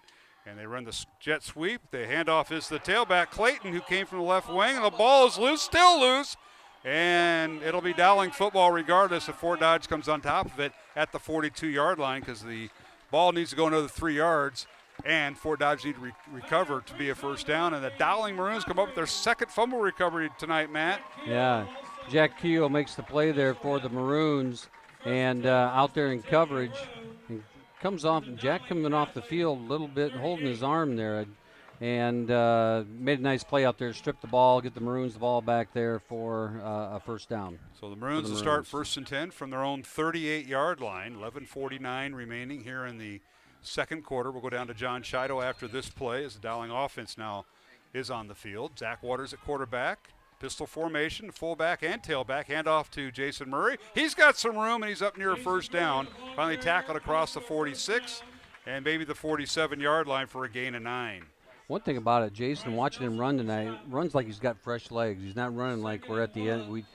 One of the things about going through the last month that we've been able to save a lot in his legs. He's coming out of that backfield like he's shot out of a cannon and really running hard right now. All right, Dowling with a 2nd and 1. Dowling leading 14-0. If you joined us late, we're at Williams Stadium tonight. Beautiful night, 52 degrees at game time. And very little wind here in this contest. Handoff goes to Murray, angling towards the near sideline. He's got the first down and more down the near sideline. Finally tripped up at the Dodger 30-yard line. He'll pick up 23 yards and a Dowling first down. It is fun to see Big Charlie Nank running around the edge right there, leading that play for Jason Murray. That is a big object coming at you, and a joy for Jason to run behind as he comes around the corner there for a big run. Well, John Chad, I'm going to sneak this one in. Let's go down to you. Yeah, that was a great run by Jason Murray. And field position's been a key in first down for Dowling, and they've gotten off to a great start on 1st and 2nd down in this series, and that's why they've been able to move the ball. Well, when you can get 4 or 5 yards on first down, that sets up your 2nd and 3rd down plays, and it has thus far. Handoff goes to Tegan Johnson, the first carry tonight, right over left guard and tackle, and he puts his head down from the Dodger 30. He gets down inside the 25, down to the Dodger 24. Anthony Wagner for the Dodgers there on the stop. Tegan running hard up the middle and giving Jason Murray a break right there, and there's no let up. You know, Tegan can go out there and get those 8 yards just as well as anybody. So it's 2nd down, and we'll call it 4 for Dowling. Line of scrimmage is a Dodger 24. 2 receivers left, and in the backfield is Murray. He'll go in motion. There's Waters, fakes the pass to Murray, and Zach will keep it and goes outside right tackle. Kind of running a version, maybe a little bit of the option, but Murray wasn't shadowing him, and he picked up the first down inside the 20. Murray runs that out there like he's going to run a bubble, like a half-screen bubble, and or a halfback bubble out there, and then Waters takes it off tackle for a nice run and easy first down.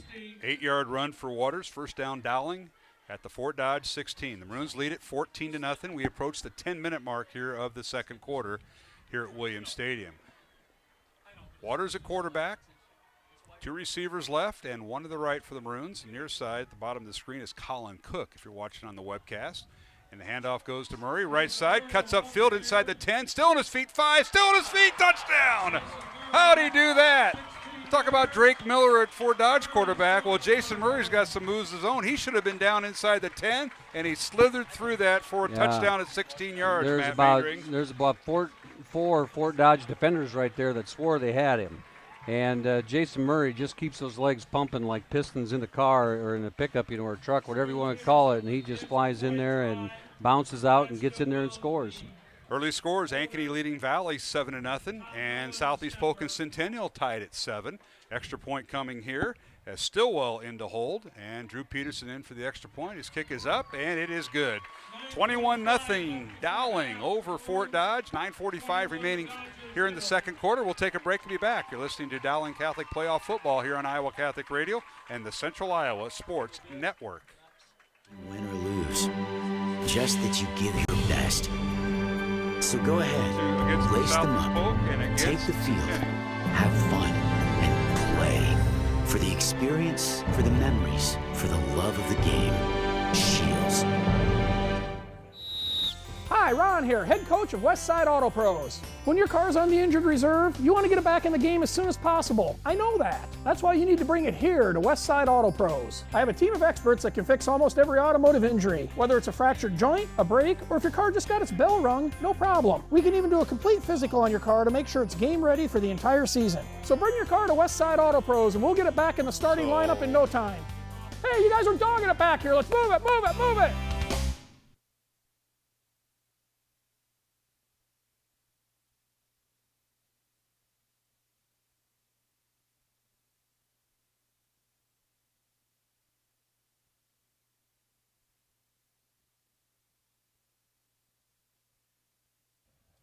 And we're back here at Williams Stadium. Dowling leading 21-0. An update from Valley. Ankeny leading Valley 14-0 in the first half. That's a surprise. And Southeast Polk and Centennial tied at 7. We'll try to get you more scores on football. Playoff Friday night continues. There's a kickoff by Peterson. It's going to go out of bounds inside the 10-yard line. So the Dodgers will start 1st and 10 from their own 35-yard line. Let's go down to our Shields sideline reporter, and that is John Chido. Johnny, Dowling going pretty good drive of their own. 5 plays, 62 yards, capped off by Murray's 16-yard run. Oh, and the cut Jason Murray made was tremendous, and that's what got him in the end zone. Just did a great job of stringing that play out to the sideline, and Jason made a great cut to the inside and then put on another gear to get in the end zone. Yeah, he really did. Yeah, he certainly did, and they assess the penalty here with Dowling kicking the ball out of bounds. Fort Dodge will start 1st and 10 from their own 35-yard line. 9:45 remaining in the first half. Reminder, we'll have head coach Tom Wilson. We'll visit with him going into the half. Back to throw is Miller, the Fort Dodge quarterback. Looks right, throws right, and the pass is in and out of the hands of the intended receiver that time. That was Kershaw, and it fell harmlessly to the ground, but there was two maroon defenders, Matt Maindring, within a step or two of the drop There pass. was. Right on that play right there, Max Bay coming from the right defensive end did a really good job. He's just picking up that offensive tackle and run him right back into Waters, which gives him the ability to go right or left and push Waters to the edge, to the left side there. Nice game brought to you in part by Mercy Medical and Kemen. Back to throw is Peterson. Looks left, throws left. The pass is intercepted by Dowling. Intercepted by Wellmaker. Quinton comes up with it at midfield, and they're going to spot him down at the Dowling 48-yard line. And it's almost like Miller threw it right towards him. Yeah, the pressure there for the defense again up front creates the opportunities on the back end of the defense there. And Quinton Wellmaker sitting right on that one, and Miller doesn't make that mistake too often. 3 interceptions all year long out of how many pass attempts? 302 pass attempts and only having 3 interceptions. That's not a common mistake for him. That is certainly true, and the Maroons made him pay. And Dowling with the first down at their own 49-yard line with 9:33 remaining here in the second quarter. Maroons will go to the pistol formation. And they have Ty Thompson in motion. They give us the tailback. That's Tegan Johnson with it. He goes over left guard and tackle for several yards, about 6, before he's brought down right around the 44-yard line of Fort Dodge. The Dowling offensive line right now is just putting on a clinic.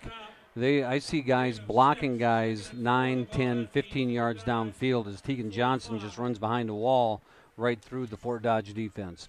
Pick up a 6 that time for Tegan. Bring up 2nd down 4 for the Maroons at the Dodger 45. And Waters now will check with his the sideline, the Dowling sideline, get a secondary set of calls. Change the play. 2 receivers left, 1 to the right. Dowling going left to right, defending the north end zone. Here's Waters with the handoff, and that's Tegan Johnson. He's got the first down inside the 40, and second effort may get him down near the 36-yard line. This push that the Dowling offensive line is making right now is going to force Fort Dodge to come in and do something different defensively. They're trying to sit there with a 3-man front, 1 stood up on the outside. It really looks like a 3-5 defense with those 2 linebackers back there. They're just catching our running back, and when you're doing that 5 yards downfield, that's just positive plays for the Maroons. 8-yard gain that time for Tegan, and a first down Maroons from the Fort Dodge 37. Here's a handoff, Tegan Johnson again, over left tackle, and he's shot out of a cannon. He's near a first down after breaking a couple tackles at the point of attack. He just ran over sophomore Sam Daniel from Fort Dodge, and that was a collision. Daniel tried to catch him. You're not catching Tegan Johnson. You better get down in a tackle formation and tackle him because he's going to run you over, and Daniel just found that out. 11-yard run for Tegan Johnson. First down, Dowling. Ball on the 25-yard line of Fort Dodge as Jason Murray back in the lineup. Here's Waters with two receivers to the right. Dowling going left to right in front of us here at Williams Stadium. Handoff, or rather a fake pass to Jason Murray and a quick pass to the near sideline that's incomplete, and that might have been Tegan Johnson. Yeah, Tegan Johnson, maybe he's just better at getting that ball directly from the quarterback. Cut out those yards in between. Just take the ball directly. It was a good looking play. Well designed, well set up. John Shuttle, that might have been the first time this year we saw that play because it was a fake to the tailback and a throw to the fullback in Tegan Johnson. Yeah, usually they do that with RPOs, but that was a play call all the way, and it's Tegan out of the backfield, and he had some space to run. He just kind of took off before the ball. Yeah, he certainly did. So it brings up 2nd and 10 for the Maroons. Handoff Tegan Johnson, and he's finally wrapped up right around the 20-yard line. He'll pick up 5, but it'll be shy of the first down. It'll bring up 3rd and about 3 for the Maroons at the Dodger 20-yard line. Austin Lee for the Fort Dodge Dodgers makes a stop there on Tegan Johnson, and Tegan's letting that offensive line get out there and make holes for him, and then he just runs through and hits him. And the Fort Dodge linebackers are really working on catching him. All right, 3rd and 4 now for Dowling. 2 receivers right, and they'll bring in the tight end for the Maroons on the left side. That's Andrew Lynch. We'll go with the fullback who's outside the right tackle. Waters calling signals for the Maroons. And Tegan Johnson in the backfield, and now the play clock goes down to 0, and is it delay or a timeout? Did Coach Wilson get the timeout? And it is not. It's a delay of game on Dowling. It'll set him back 5. We'll bring up 3rd and 9 for Dowling. And it'll be back to the 25-yard line. 7 minutes, 11 seconds remaining here in the second quarter. Dowling up 21-0, and we'll see if this is a costly penalty, Matt. Yeah, it'll be interesting to see what happens here after this play, whether or not Coach Wilson, if we don't get the first down, decides to go for it on 4th down here, or is going to try to attempt a field goal. We're in that situation where 3rd and 10 is not one of our favorite places to be. All right, Connor Eibach and Ty Thompson split out wide left. Tegan Johnson goes in motion from tailback spot. Back to throw is Waters. Doesn't see anything open. Runs with the play, and he fires downfield. The pass is caught. First down Maroons right at the 15-yard line. Big catch that time for Dowling as Jack Lyman was the receiver. And I don't know what kind of route he ran, Matt, but I'll tell you what, Waters bought himself some time. Waters bought himself some time, and Jack Lyman came back to the football, which that's one of the first times this year we've seen that where Waters had to scramble and Lyman had the awareness to come back to the football right at the down marker. Just an outstanding job by him of his field awareness. A 10-yard gain, first down Dowling at the 15 of Fort Dodge. Handoff Tegan Johnson right up the gut, and he's hit and dropped right at the line of scrimmage. Good job by the Dodger defense. They converge on the point of attack right over center. Yeah, Fort Dodge starting to clamp down on that running game, giving a little extra meat up front right now, and putting a little more pressure up there to stop that run between the tackles. Now we see Jason coming back in the ball game here for the Maroons. Tegan stays in the game as well. Charlie Nank, Alex Curtin, Greg Hagan, Jesse Alger, and Ryan Bowles up front for Dowling, the offensive line. Tailback is Murray now, and now a full house backfield, a handoff, or rather a fake pass, and it's caught. Tegan Johnson out of the backfield. That time he caught it after they faked the ball to Murray. Kind of a full house backfield. The quarterback, Zach Waters, had a tailback at each side of him, and he faked it to Murray and threw it to his other tailback, and that was a first down for Johnson. He came up with about a 7-yard gain. Yeah, you're betting right there that outside linebacker is going to come up on the run on Jason Murray, and he did for a couple seconds, and then saw Tegan Johnson come running by him and chased him down and prevented the first down, but allowed us to get 7, or allowed the Maroons to get 7, and here we go, 3rd and 3. 3rd and 3 for the Maroons. There's a toss play. Murray trying to get outside the numbers. He's angling for the near sideline, angling for the pylon. Touchdown, Jason Murray. Maroons had the ball on the left hash, and they had that play, a little toss outside the right tackle, and Murray angling for the near sideline pylon. Touchdown from 8 yards out, and Murray, Jason for Dowling, has scored his 4th touchdown of the night. That's one of those plays where you give the ball to the fastest guy in the field and let him run to the corner as fast as he can. Jack Lyman, who made a nice play 2 plays ago, makes a nice block there, right at the goal line to allow Jason to get in there at the end. Extra point by Drew Peterson. Holder is Matt Stillwell. And it'll be Tom Nolan on the snap, and the extra point is up and good. So Dowling up 28-0 with 5 minutes, 14 seconds remaining here in the second quarter from Williams Stadium in Des Moines. You're listening and watching the Class 4A football playoffs. Dowling 28, Fort Dodge nothing with 5:14 remaining in the second quarter. Back after these messages here on Iowa Catholic Radio and the Central Iowa Sports Network. Miss your hometown clothing store, the one that had it all? Everything to get the work done, all in one place? G&L Clothing is your hometown Iowa store. Stop in and see us, or we're only a click or phone call away. Family owned for nearly a century. G&L Clothing, 1801 Ingersoll, Des Moines. G&L Clothing, your size, your style, we've got it all. For the ultimate one-of-a-kind game day experience, make a stop at the other place. The game is on and drinks are cold with game day specials for every fan. Serving Iowa's best pizza since 1970, it's the place for the whole family. With a mouth-watering menu and state-of-the-art audio-video system, make the OP one of the most exciting destinations for sporting events viewing. The other place, American Sports Grill and Pizzeria. Join in on this Iowa tradition, serving the Midwest since 1970.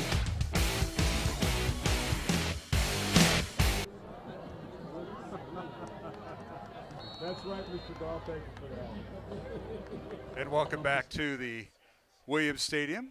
Mark Amadale, Matt Maindring, John Chido. Dowling leading 28-0. Here's a kickoff by Peterson, and it'll be fielded at the goal line. They're going to run it out, and that is, let's see, which back is back there for, that might be Schreier, and he angles to the far sideline out of bounds right about the 13-yard line. So not a good decision. I don't know. I thought in high school football, if he put his foot in the end zone, it was a dead ball. But it's where the ball is. It's where the ball is. And Schreier's returned 2 for a touchdown this year. One of those against Ankeny Centennial on the kickoff, and one punt for a touchdown as well. So he's worth the gamble, I figured. They probably figured. Let's go down to our Shield sideline reporter. That's John Chido. Dowling going 9 plays, 51 yards. Johnny, and Jason Murray with his 4th touchdown tonight from 8 yards. Yeah, it's all been set up on great field position. It's been the story of this ball game. When Dowling has good field, they've had. We're cutting out a little bit there, John, as Fort Dodge on a first down from their own 11-yard line, and that's Peterson with the football, and he's angling out of bounds, and I pick up 6-7 yards over there. Spot him down right about the 17-yard line. The success Fort Dodge has been finding is when they're able to put Miller out in motion some way, where they're able to move him. The sprint outs, the rollouts, bootlegs, they got to keep him. He's having a tough time when he's sitting in that pocket. All right, Drake Miller, quarterback, inside handoff, and that's Clayton. And he gets up near the 20-yard line for about 2-yard gain. Will bring up 3rd and 3. Yard and a half, 2 yards short of the ground there. And yardage-wise on the ground right now, they're about 0. I mean, they've had one play that's gained them more than 3 yards on the ground. All right, 3rd down and 2. And quarterback is Miller, and he gets assist from his 2 tailbacks who push him forward. And let's see if it's enough for a first down. It's right at the first down marker at the 21-yard line, but he needs to get to the 21.5-yard line for the first down. They're going to give him the first down without measuring. I don't know. Yes, they are. Yeah. So Miller picks up the first down, and the quarterback sneak. There was a lot of movement at the snap of the ball right there. I'm not sure what was going on. Well, the 2 tailbacks were right behind the quarterback. Yeah. And you recognize 2 tailbacks behind the quarterback. It's called the wishbone. Yeah. And you ran that many years up there at good old Sheldon. But picks up the first down. 1st and 10, Fort Dodge from their own 21. Miller back to throw, looks right, throws it over the middle, caught. And that's a nice completion that time to Russell Potras. So Potras with the reception. Levi Hummel makes the stop there as he's trying to cover that slot over the middle. And that's a tough play for him and a good play for the Dodgers. Kind of use the official as a little screener right there on that one. Yeah, 12-yard gain for Potras. He's the second leading receiver for this Fort Dodge team. Might be his 2nd catch of the night. And it's 1st and 10 Fort Dodge. Now Miller rolling and now running with the football. Penalty flag down, and we might have a face mask on Dowling. I think they're going to call a horse collar. Connor Kriegshauser, as he's reaching for Miller from behind, ends up grabbing behind the shoulder pads there, and they're going to call the horse collar. Officials tonight, this is That's what they called, was the horse collar on that. Steve Waters, the referee, and you're right, horse collar on Dowling, so that'll tack on some more yards. Not a personal foul, though, that one. Two kinds, just like on the face mask. That's more of an incidental because he didn't drag him down. So 1st and 10, Fort Dodge from their own 43-yard line. Under 4 minutes remaining in the half. Dowling leading 28-0 over Fort Dodge here in the second quarter from Williams Stadium. Fort Dodge going right to left towards the north end zone. Going to change the play. He's going to stay a pass, though. And Miller now moves his tailback Clater to his left, 2 receivers left and 3 to the right. Back to throw as Miller has time. He's got some backside. He doesn't see it, and he's going to get hit and drop back at the 30-yard line. He's tough to bring down, but the Maroons did it. They had a little bit of help that time, and they finally corral Miller for a sack. Max Bay coming from the backside there, and also was that Filer from the backside on that as well? He Max makes Bay a nice and play. They did an outstanding job of dropping him. That's a big loss. It's a 13-yard loss on the sack by those two gentlemen. It's 2nd and 23 for Fort Dodge. 3 minutes remaining in the half. Timeout situation. Both teams have 2 timeouts each at their disposal. Now Miller taking time off the play clock. It goes down to 10. Back to throw is Miller. Fort Dodge quarterback. The lefty fires it out downfield, and the pass is incomplete. And now they say he caught it. He caught it right before he went out of bounds and then dropped it. No, they got a penalty. I think it was incomplete all the way. They're going to call the penalty on that. Yep. Interference on Dowling. They dropped the hat and the flag. I'm not sure if he went out of bounds first. Is that why? So I think that could be it too. Yeah, he went out of bounds, and did he go out of bounds before the pass interference? Maroons get called for pass interference. That makes it simple there. But he dropped his hat, so that must mean the receiver, even if he would have caught it, they would have had to take the penalty because it was an ineligible catch. Right. Because he went out of bounds. He can't be the first guy to touch it. So it's first down, Fort Dodge. No. It was 2nd and long, so in high school football, it's not an automatic first down. Oh, he didn't pick up the first down. Yeah, so we still got a 2nd and 8. Line of scrimmage is the 45-yard line for Fort Dodge. 2nd down and 8. They get everything Which cleared up. Which explains our 4th and goal play. Many games ago, Matt. That was during district play. Yeah. Back to throw Miller. He set up the screen. The ball is hit and knocked down by Kriegshauser, incomplete. Connor's got to be You don't want to get too excited. Yeah, Connor makes a nice play. Don't make it a negative play. That big frame got up there and broke that play up. You know, when you're 6'6", 195, he's got a wingspan that is tough to throw around, and broke that play up right there. It looked like they were trying to set up a little screen play because it was a jailbreak in the backfield. It was right over the middle. He was trying to do that. So it's 3rd and 8, Fort Dodge from their own 45-yard line. 2 minutes, 40 seconds remaining in the half. Dowling leading 28-0. Fort Dodge and their outstanding quarterback, Drake Miller, thrown for 29 touchdowns and 4 interceptions on the season. He's thrown for an interception tonight. Back to throw is Miller. He fires out. Pass is caught. First down. Dodgers, boy, he got bailed out that time. The defender for Dowling was Connor Jackman, but the wide receiver came back to the play, and that was Jace Peterson. Jace Peterson makes a nice play right there. Miller's impressive. I mean, he had 2 guys hitting him, and he's able to stiff arm him, keep him away, and get the ball off. That was an impressive play by that young man. Gain of 9 for Fort Dodge, and it's a first down at the Dowling 46. Game clock continues to run at 2:20. Dodgers with 2 receivers right, 2 to the left. Back to throw is Miller, and he fires it out. He dumps it off to the safety valve, and that was Clayton. That's Deshaun Clayton there out of the backfield. The running back slips out of the backfield, curls over the middle. Pretty common play in these spread offenses where he is the safety valve if he's not going to stay in and block, and allows Miller to dump it off to him for a 5-yard gain. So bring up 2nd down and 5 for Fort Dodge. 2 receivers left and 2 to the right. And the quarterback is Miller. He's got Clayton to his right. Low snap, but Miller picks it up. Now being chased as the Maroons dial up pressure, and Clayton will just unload the ball. And he unloads it out of bounds, incomplete, right in front of us and the Dowling bench. But he was under duress. Kriegshauser was chasing him along with Christian Owsley. Also down there on defense for the Maroons was Max great Bay. Pressure. Max Bay again, and they're getting to know each other pretty well back there. They are creating pressure back there on every play right now. They're bringing an extra guy, keeping Miller in the pocket and making him make quick decisions. All right, 3rd and 5, Fort Dodge. The line of scrimmage is a Dowling 40. 3 receivers all bunched in a group to the right. Minute 35 remaining here in the half. And 1 receiver to the left. Clayton in the backfield. The quarterback is Miller. Drake, the left-hander, fires to his right. Pass is caught wide open inside the 30 and dropped by the Maroons right at the 25-yard line, and that was Jace Peterson. Ashton Brown, coming from his safety position, made a hit. And luckily for Jace Peterson, he was able to hold on to the football because that was a collision. That was a football play right there in the middle of the field. 15-yard gain by Peterson, and you're right, Brown may have saved a touchdown. 1st and 10 Dodgers, minute 15 remaining in the half. Here's Miller back to throw, looks left, throws left. The pass is caught, and that's Kershaw with it as he did a crossing pattern over the middle, and he's hit and dropped at the 20-yard line for a gain of 5. Nice play by Christian Owsley in the open field against a good receiver.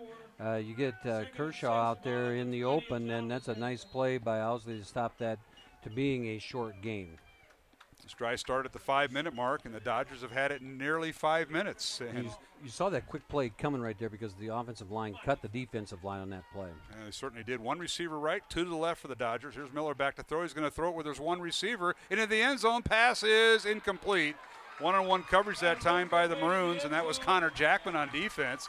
But the wide receiver, he just had to run underneath it. Well played, well thrown ball that time by Miller to his receiver, but it's incomplete. It was right where he needed to put it to give that a chance for the offensive receiver. But Connor Jackman, right there in coverage where he's supposed to be, pressured him and made that a difficult catch and knocked the ball out. Certainly did, and that was Bryson Bell, the intended receiver. So 38 seconds remaining in the half. 3rd and 6, Fort Dodge at the Dowling 20. Maroons lead it 28-0 over Fort Dodge as we come to the closing seconds of the first half. Keep a reminder, John Chido will have our interview with head coach Tom Wilson. Back to throw as Miller throws the same play again, and he overthrew everybody.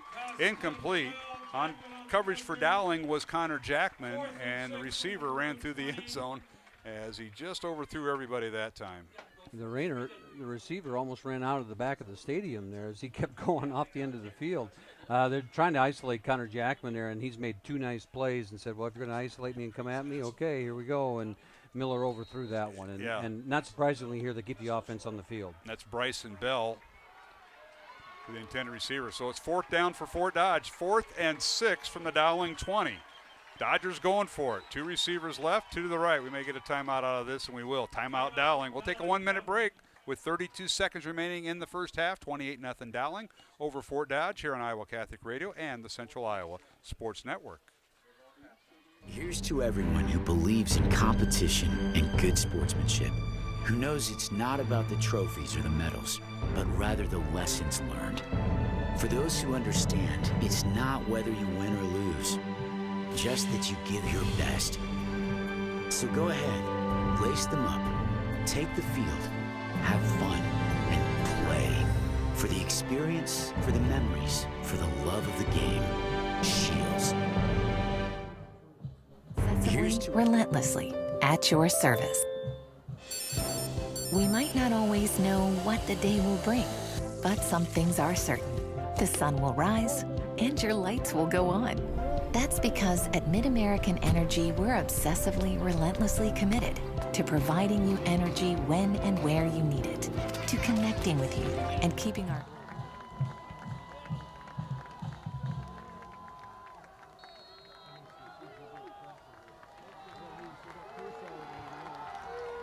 And we're back here at Williams Stadium. Mark Emmerdale, Matt Maindring.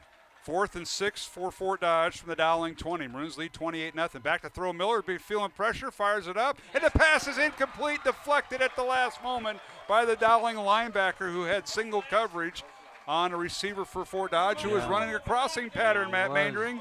He was. Levi Hummel right there makes a great play, trailing Deshaun Clayton across the middle of the field right there, and was sitting on him, broken up. Good pressure by the Maroons, and you had a good pickup, Mark, before we went on the air that they tried to isolate Kershaw, but then we stuck a guy over the top there. So he had safety over the top on that, and so we can go up there and play tight. Good, well played defensively by the Maroons, and shuts it down on 4th down. And John Chido, that was a 14-play drive that took almost 5 minutes for Fort Dodge that came up empty again.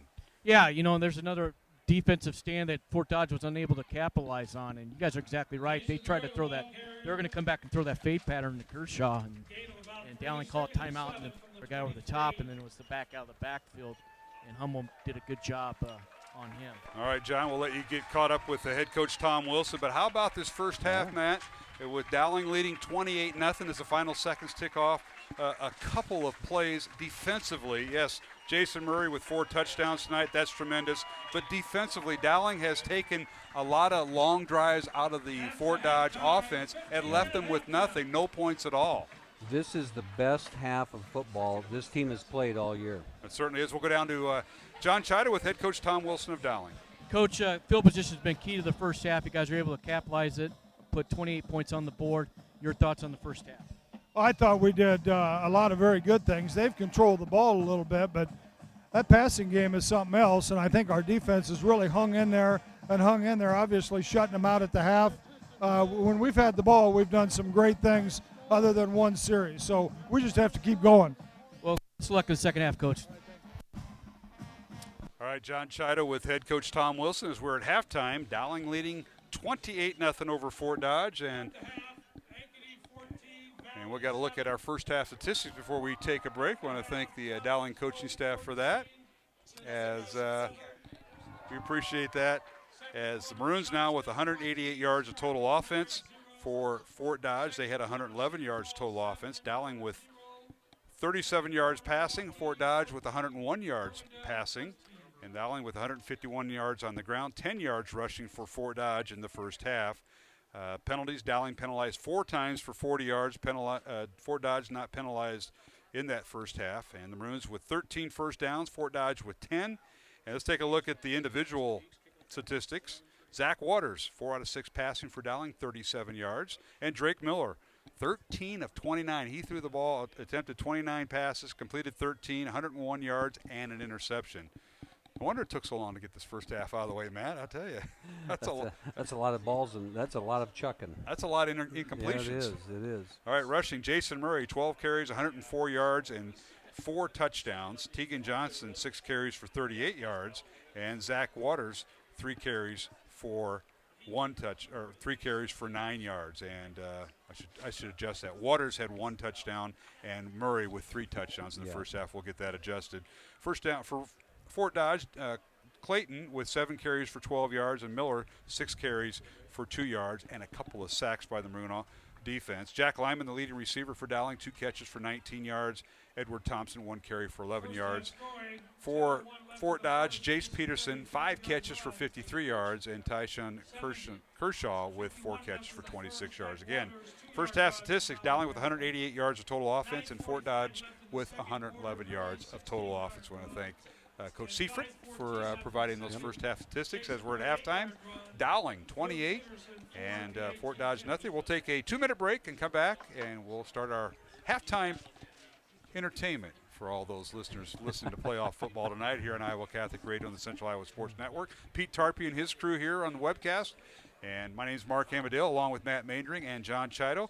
Jeff Piggott back in the studio for Iowa Catholic Radio. We'll take a break. Halftime score, Dowling 28 and Fort Dodge nothing. Back in 2 minutes on Iowa Catholic Radio.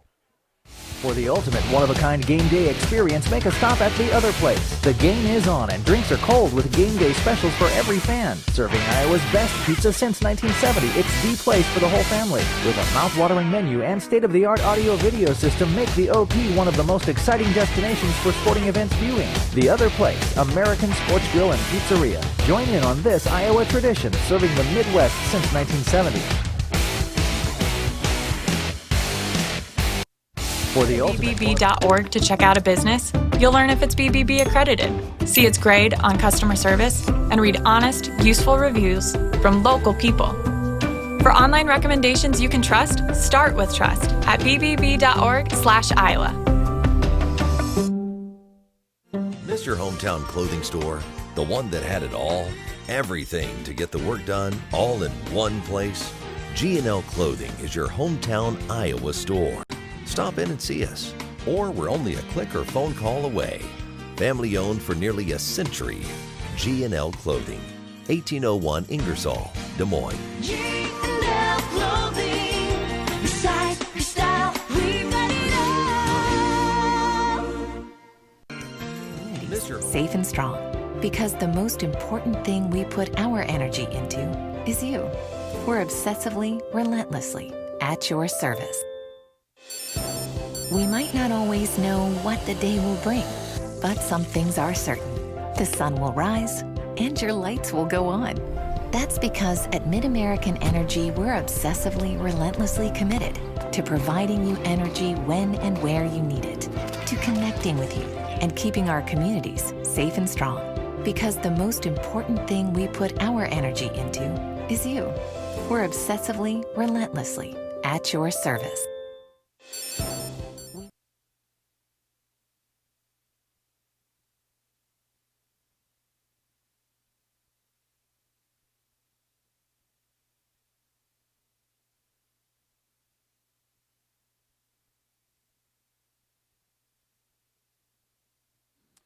And we're back here at Williams Stadium. Mark Amadale, Matt Maindring, and John Chido. Halftime score, Dowling 28, Fort Dodge nothing. And we're joined by Dowling's Michael Connor. He's got the assistant athletic director hat on tonight because he's coordinating things, but he's also the head boys basketball coach. And OC, thanks for taking time out on a busy night to talk and preview the winter sports that are coming up very shortly. Welcome.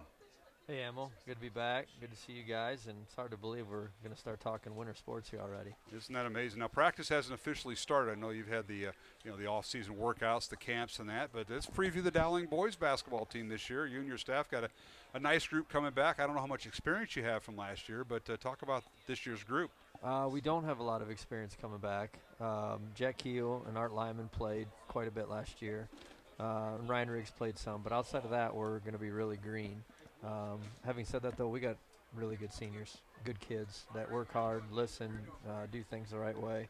And then our younger kids, both our sophomores and our juniors, we think are pretty talented. So we'll be able to piece it together somehow. As is always the case the first couple weeks, as long as football keeps winning, always get a little dicey. But we've experienced that in the past and overcome it. This year will be a little bit of an extra challenge because we've got 5 of our key guys that are playing football. But we'll deal with that. We'll cross that bridge when we come to it. I got to ask you one thing, and Matt and I, I'm sure, is wondering, does Kriegshauser, is he out for basketball? Because you see him knock down passes all season. Connor's got to be on your Okay, so here's a funny story about Kriegs. Only on Iowa Catholic Radio, folks. He was a sophomore, and he played sophomore basketball. And going into his sophomore year, we did a video shoot for Steve Bergman, the Iowa City West basketball coach. And he was doing a motion offensive drill, and I swear Kriegs was never the same after that video shoot. Bergman got on him and challenged him after that. I don't know, we ever saw Krieg in the gym again, and that was the end of that. So Bergie not only beats you on the court, he beats you off the court too. So that stopped the home and home series with Iowa City West and Dowling right there. Yeah. OC got so when you see Bergie this year, he's actually coming over. You can mention that to him. That is awesome. Yeah, great story. True story. Well, he's done tremendous. He but has. yeah, you do have a play, and you've went through this. This is about, you talk about sharing athletes. Coach Wilson, yeah, they go deep in the playoffs, and they play the very last week of the high school football season. But that gets into 2 weeks of basketball, which is very important. But I tell you what, your kids are so organized. You guys do a great job. You get a lot of it done this summer.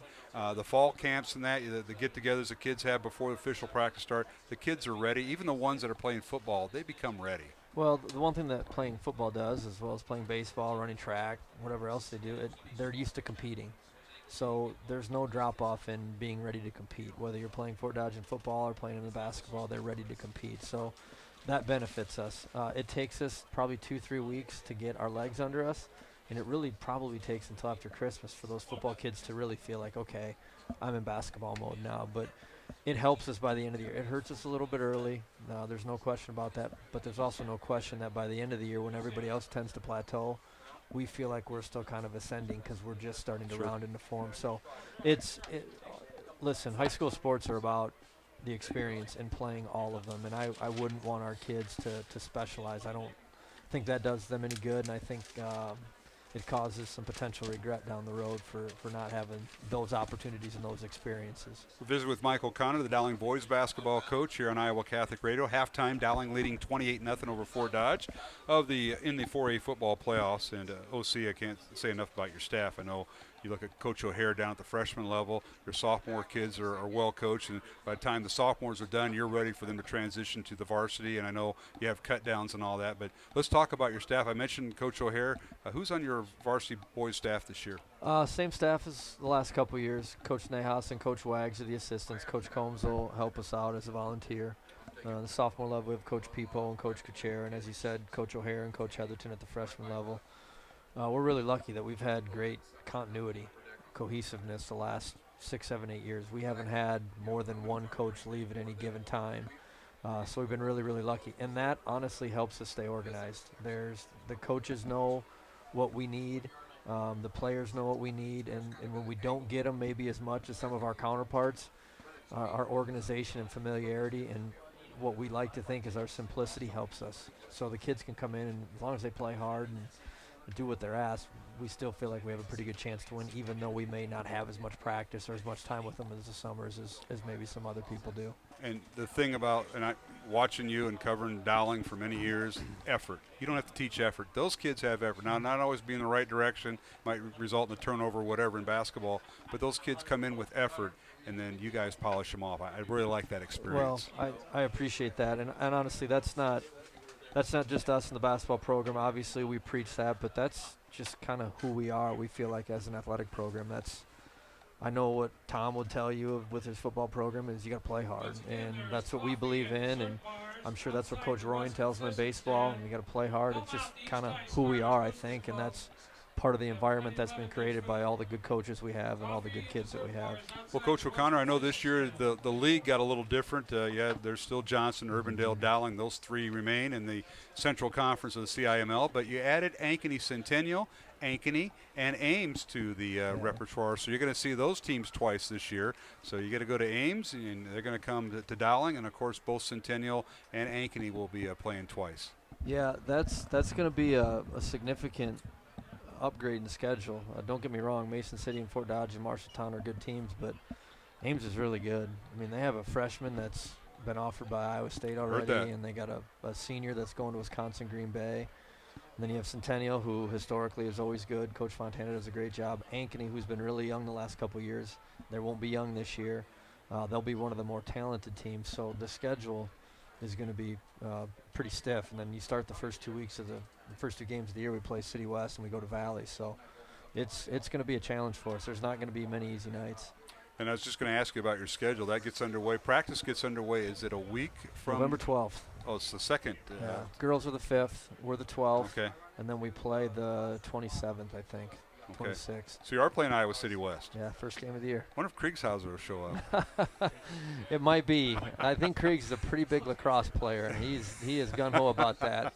We could use his physicality that night. Maybe he could just stand there as City West gets off the bus. There's still plenty of time to recruit one of your own there is. Within your own. How about that? That's true. All right. Well, OC, I appreciate you taking time. I know it's busy out there. What a game we have. Fort Dodge, pretty well represented over there on the east side of the Williams Stadium, and the Dowling fans here. Great environment for high school athletics, which is what anyone wants to see, really. Yeah, it is, and that's what high school sports are about. And a great start for us. That fumble on the first possession really swung the momentum, and our defenses look really, really good. Boy, they've had a 15-play and a 20-play drive that Fort Dodge took it down but couldn't get into the end zone or any points off it. That's tremendous by any high school defense. A couple of their drives were benefited by some penalties. If they don't have those penalties, I don't think their drives even get as far as they did. They did. One was a 20-play drive that ended in nothing. Yeah. So they can have all the 20-play drives they want up 28-0.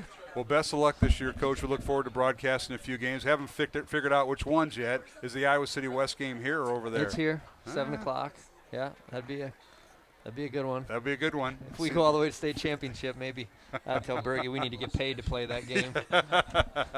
Well, we look forward to working with you and your staff. And, of course, for the fans that can't make the game, we'll be glad to broadcast as many as we can.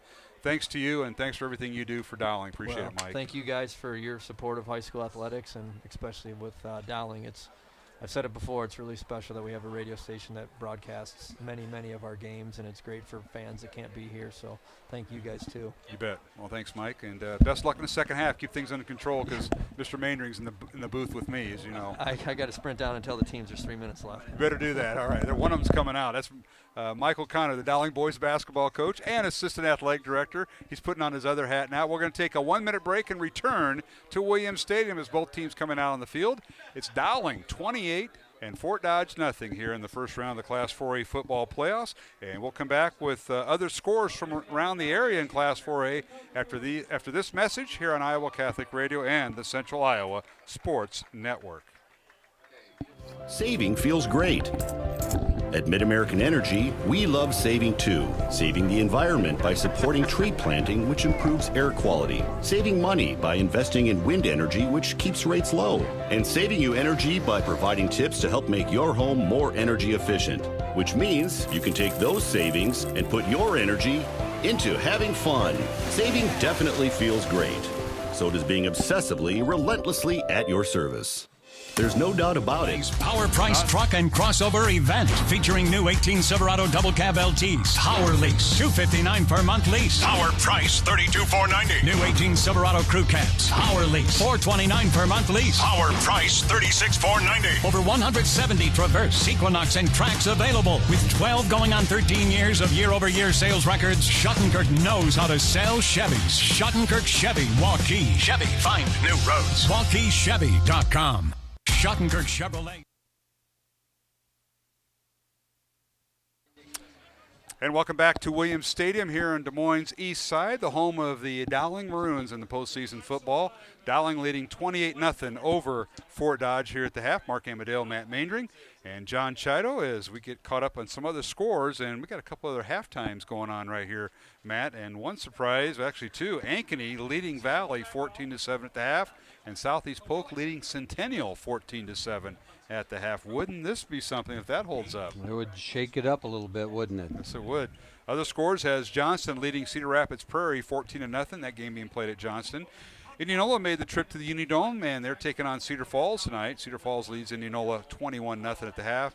And our last update is Waukee at the half, leading Urbandale 21-13. And as we mentioned earlier, Dowling leading 28-0 at the half over Fort Dodge. Both teams on the field for their mandatory 3-minute warm-up. And we want to recognize Two Rivers Glass and Door, along with Catholic Tuition Organization and R&R Realty for supporting our broadcast here on Iowa Catholic Radio for the 42nd consecutive year. And yes, we'll have high school basketball throughout the year. We'll get a schedule up on our website later.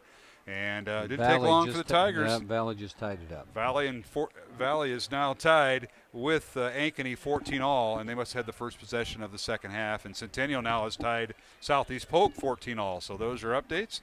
John Chido's down the Dowling sideline. John, I don't know if you went into the Dowling locker room or not, or just kind of hung out with some of the sideline crew. But give us an update from the Dowling sideline, some of your perspective that we may have missed up here. Well, I mentioned earlier is field position's been a key, and Dowling has been able to capitalize on good field position. And their defense was great on that, sustaining that long drive that Fort Dodge put on with 28 plays and kept them out of the end zone. That was a great job by the defense. And then Dowling's going to start on offense to start the second half with a 28-0 lead. And if they can stay ahead of the chains and have a good first and second down play, there's no stopping with this offensive line the way they've been dominating the line of scrimmage. Yeah, we thank you for that report, John. Who's this guy? This guy is riding high. Hovering. He's hovering. We're in the He's media. Smiling right now. Does he not know where the media booth stops and where the coach's booth is? Coach Bossum over there pitching a shutout. I can never find him during the day. No, now he finds you at halftime. Yeah, he does an outstanding job being the dean of students during the day for us, and here he appears. I do want to make one comment going back to OC. Sure. OC.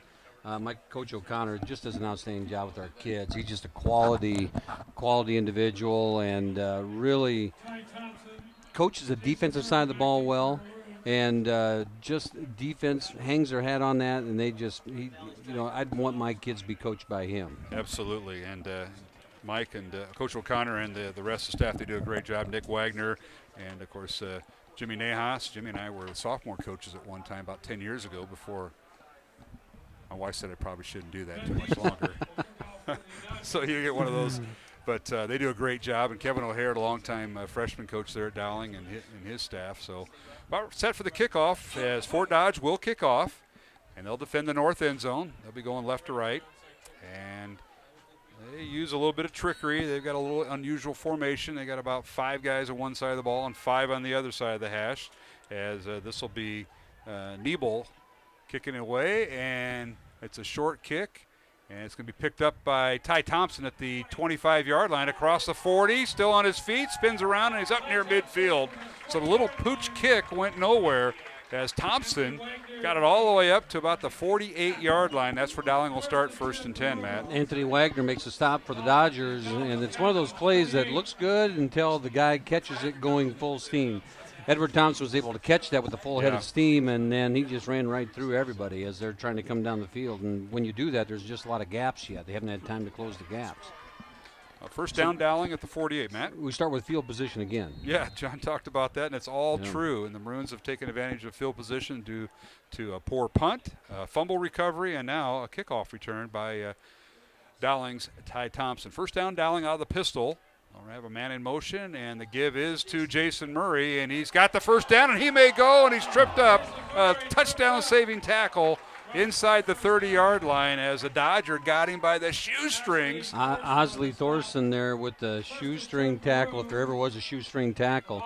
If you notice there before the snap of the ball, Fort Dodge is consistent. They're only going to put 3 guys with their hand on the ground, and our offensive line is having their way with them. Well, they started to stun some linebackers up in there, except for they stunned the linebacker on the right side. Jason went left.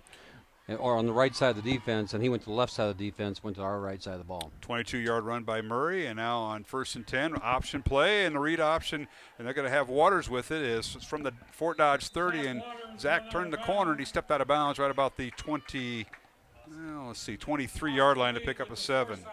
It's one of those plays where Zach gained 7 yards, had to run 30 to get it. He had to run all the way across the field, and showed his speed there and picked up made a positive play out of it. So it'll bring up 2nd down 3 for that Dowling. The marker's wrong on the other side of the field, isn't it? Oh, there, yeah, it switched. Okay, 2nd down. And the Maroons send out 2 receivers to the right. Ty Thompson is slot right. And Jack Lyman is flanker. And now here's a little toss play outside the tackle to Murray. And he puts his head down inside the 20, and he's brought down right about the 15-yard line. It'll be a first down for the Maroons inside the 16-yard line, we'll call it. With the way we line up and the way Fort Dodge is lining up defensively, it really is about we're going to get 3 yards. If we run the ball between the tackles right now, they got 3 guys with their hand on the ground, and the linebackers are sitting at 5 yards, 6 yards deep. And our offensive line is out there getting a hat on everybody. All right, Lyman and Thompson split out wide right. Play action. Here's Waters. Fires the ball out. The pass is caught by Tegan Johnson, who lined up as a fullback inside the 5. Spins in the end zone. Touchdown. Tegan Johnson from 16 yards out. And he was the fullback in that. He was. Lineup, Matt. We saw that play earlier in the year a couple times. We ran it one other time. I can't remember which game it was. But it wasn't with Tegan Johnson. I think it might have been with Levi or Snedeker or one of the others. But Tegan Johnson made sure he caught that one. He was catching that one first, and then he did what Tegan Johnson can do as well as Jason can, and that's break tackles and get to the end zone. 10:56 remaining, 3rd quarter. Dowling up 34-0. An attempt to put the running clock in play as Peterson's extra point is up. And no good. No good. He kicked it over the upright, but he must have kicked it wide left as the officials kind of look at each other, and it's no good. So it's 34-0, Dowling over Fort Dodge with 10:56 remaining, 3rd quarter. Back in 1 minute on Iowa Catholic Radio and the Central Iowa Sports Network.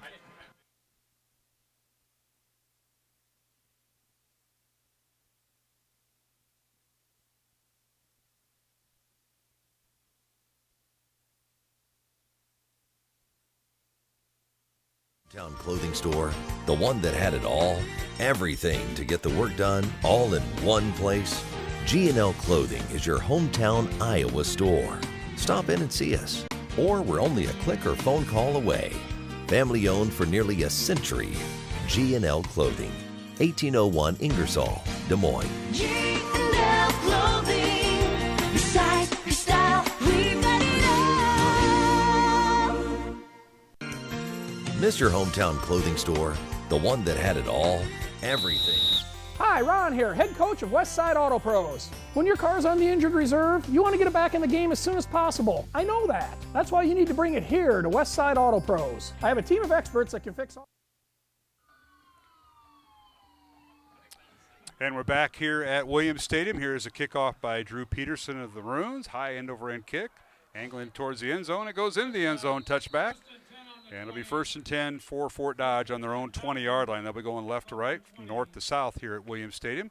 As Dowling leads 34-0. Maroons going 4 plays, 52 yards, capped off by a Tegan Johnson 16-yard pass from quarterback Zach Waters for the score.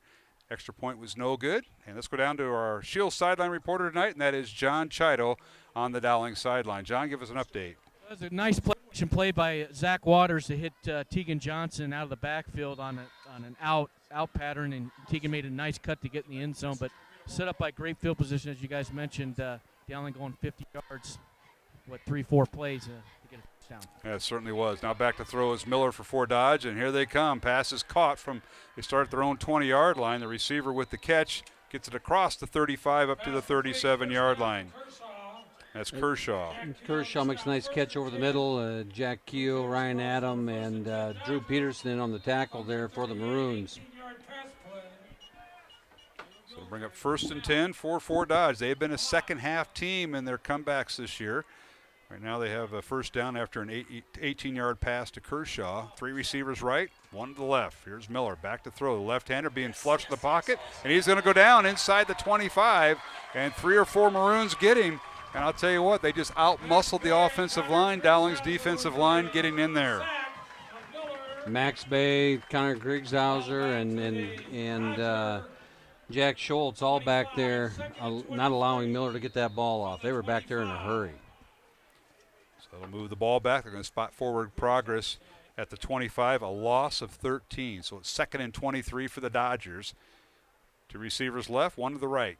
1 back in the backfield, and that is Clayton. Long count by Miller. Miller back to throw with the snap. Fires over the middle. The pass is dropped incomplete. Intended receiver that time was Tyson Kershaw, the 6'3 junior. He's the leading receiver for this team. Has 12 touchdowns on the year and averaged about 18 yards a catch. But that time hit him right in the hands, Matt, and he couldn't hold on to it. Yeah, I think we caught him peeking a little bit. You know, when you're down 35-0, you're trying to make something happen, and Kershaw is looking upfield to see where he can make some extra yardage after that play. All right, 3rd and 23 for the Dodgers. Here's the snap, and Miller back to throw. Drake steps up in the pocket, fires over the middle, in and off the hands of Kershaw again. Exact same play, and it goes incomplete. It'll bring up 4th and 23 for Fort Dodge, and the punting unit coming in for the Dodgers. One of the things about it, we're able to get pressure with those front 4 guys. We're able to sit back in coverage, and right now the defense is just letting everything happen in front of them and then coming up and making a play on the ball, allowing the Maroons to play in that soft coverage. All right, 4th down now for Fort Dodge, and Anthony Wagner coming in to punt, averaging 34 yards a punt. A right-footed kick. It's a short kick, angling towards the nearest sideline, and it'll take a Fort Dodge bounce inside the 50, and it'll roll all the way down inside the 30 of Dowling. And that is where the Maroons will have it. 1st and 10 from their own 27-yard line with 9:30. Flag at midfield. You see that. 9:30 remaining here in the 3rd quarter. Dowling up 34-0. Matt? Typically, this means some kind of extracurricular activity because it took place way on the other side of the field, and the ball's over on this side. It's interesting. The ball rolled back to the punter. The punter did a heck of a job getting that ball off. And because the ball rolled back to him, and then they got a nice bounce. Punter did a good job of playing shortstop and keeping that ball in the infield. Now we got our officials now. They're going to say unsportsmanlike conduct against Fort Dodge and Dowling. So offsetting penalties. Let's go down to our Shields sideline reporter. That is John Chido for the Maroon defense came up.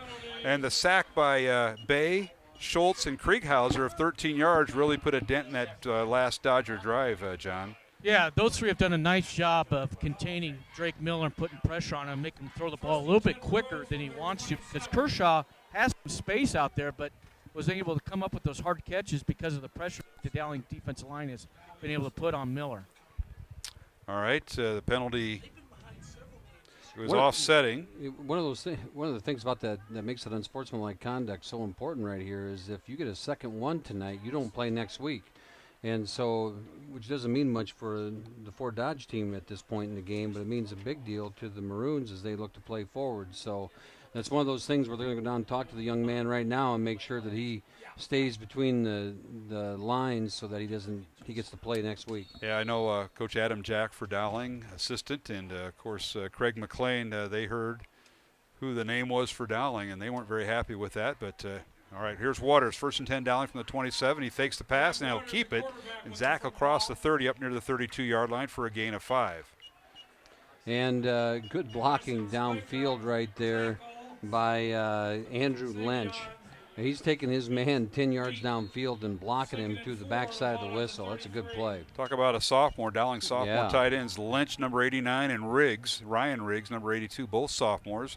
Stepping in for the injury to Jack Root. Handoff goes to Murray, and Jason gets across the 40, 50, and he's finally, stacked up inside the Fort Dodge 35, and he dances his way down to the 30-yard line. So what a move by Jason Murray, a 38-yard run. He got the last 10 yards all on his own with Dodgers hanging all over him. And that offensive line is just manhandling Fort Dodge up front right now. And what they don't get, Jason will take care of on his own. 1st and 10, Dowling on the Fort Dodge 30, pistol formation. And Waters a handoff to Murray on a little stretch play, and he's angling for the far sideline, but he's cut down right at the 30-yard line for no gain. Will bring up 2nd and 10. Nice play out there. It looked like number... Couldn't pick up who that was there for Fort Dodge. You need a nice play out there to get Jason Murray stopped at the line of scrimmage. And in the open field. 8:15 remaining, third quarter. Dowling 34-0. Handoff Murray, and he bounces off a tackle inside the 25, still on his feet. He'll be about a yard or two shy of the first down. They're going to spot him down right around the 21-yard line. Went to the right side there over Alger and Ryan Bowles, and looks like right now, Jason, it looks like a hand. He's holding his arm a little bit. And he might have got stepped on. Tegan Johnson will replace him. Stops the clock with 7:49 remaining here in the third quarter. He's going to jog off in his own power. He's going to be all right by the looks of it right there. Might have got pinched on his hand. Yeah, but, looks like I think you're right. It looked like he got stepped on his wrist or his hand right there. So 3rd and 1 Maroons from the 21-yard line of Fort Dodge. And the give is to Tegan Johnson. Spins out of a tackle and finally brought down near the 16-yard line. Good enough for a first down and gain of 5. Be 1st and 10 Dowling from the 16 of Fort Dodge with 7:30 remaining here in the third quarter. Dowling 34, Fort Dodge nothing. Tegan Johnson did a nice job right there. They're trying to strip at the ball right now, pull it out. I saw two guys there try to rip the ball out of his hands, and he's got it covered up as he runs there between the tackles like a good running back does, and creates positive yardage for the Maroons. All right, the Maroons with 2 receivers to the right. That would be Matt Stillwell and Colin Cook split out wide rec. Cook will go in motion, and the give is to Tegan Johnson, and Tegan gets a yard down to maybe the 15. I'm going to stop him shy of the 15-yard line. Little misdirection play right there where they tried to run inside trap, and Jason Murray's coming back into the ball game for the Maroons, and Tegan didn't have much room to run right there. Good sign for the Maroons with Jason back on the field. Yes, it is. 2nd down, and they're going to call it 10. No gain in that last play for Tegan Johnson from the 16-yard line. Dowling has 3 touchdowns from Jason Murray tonight from 5, 16, and 8 yards. Zach Waters on a quarterback sneak from 2 yards was the 4th first-half touchdown, and then Tegan Johnson caught a 16-yard pass from Waters here in the second half. Back to throw is Waters on play action, fires in the end zone, and wide open is the receiver, and it's incomplete. The cornerback for Fort Dodge left his man, and that was Stillwell, who they overthrew in the end zone. Waters just overthrew him. Incomplete. He couldn't have been much more open. The cornerback that was covering Stillwell held up, saw the play action there, thought it was going to roll up short, and Matt Stillwell releases to the back corner of the end zone, and Zach just overthrew him. So we'll bring up 3rd down and 10. And we got a timeout on the field. We'll take a 1-minute break. 6:20 remaining here in the third quarter. Dowling 34, Fort Dodge nothing. Back to Williams Stadium after this 1-minute break on Iowa Catholic Radio and the Central Iowa Sports Network. Saving feels great. At Mid-American Energy, we love saving too. Saving the environment by supporting tree planting, which improves air quality. Saving money by investing in wind energy, which keeps rates low. And saving you energy by providing tips to help make your home more energy efficient. Which means you can take those savings and put your energy into having fun. Saving definitely feels great. So does being obsessively, relentlessly at your service. There's no doubt about it. Get stronger, faster, healthier. You want more. You want to be part of something bigger than yourself. A place for people of all ages, all walks of life, that provides opportunities for all to succeed. We do that. We're the why. Build more than muscle. Build a stronger community.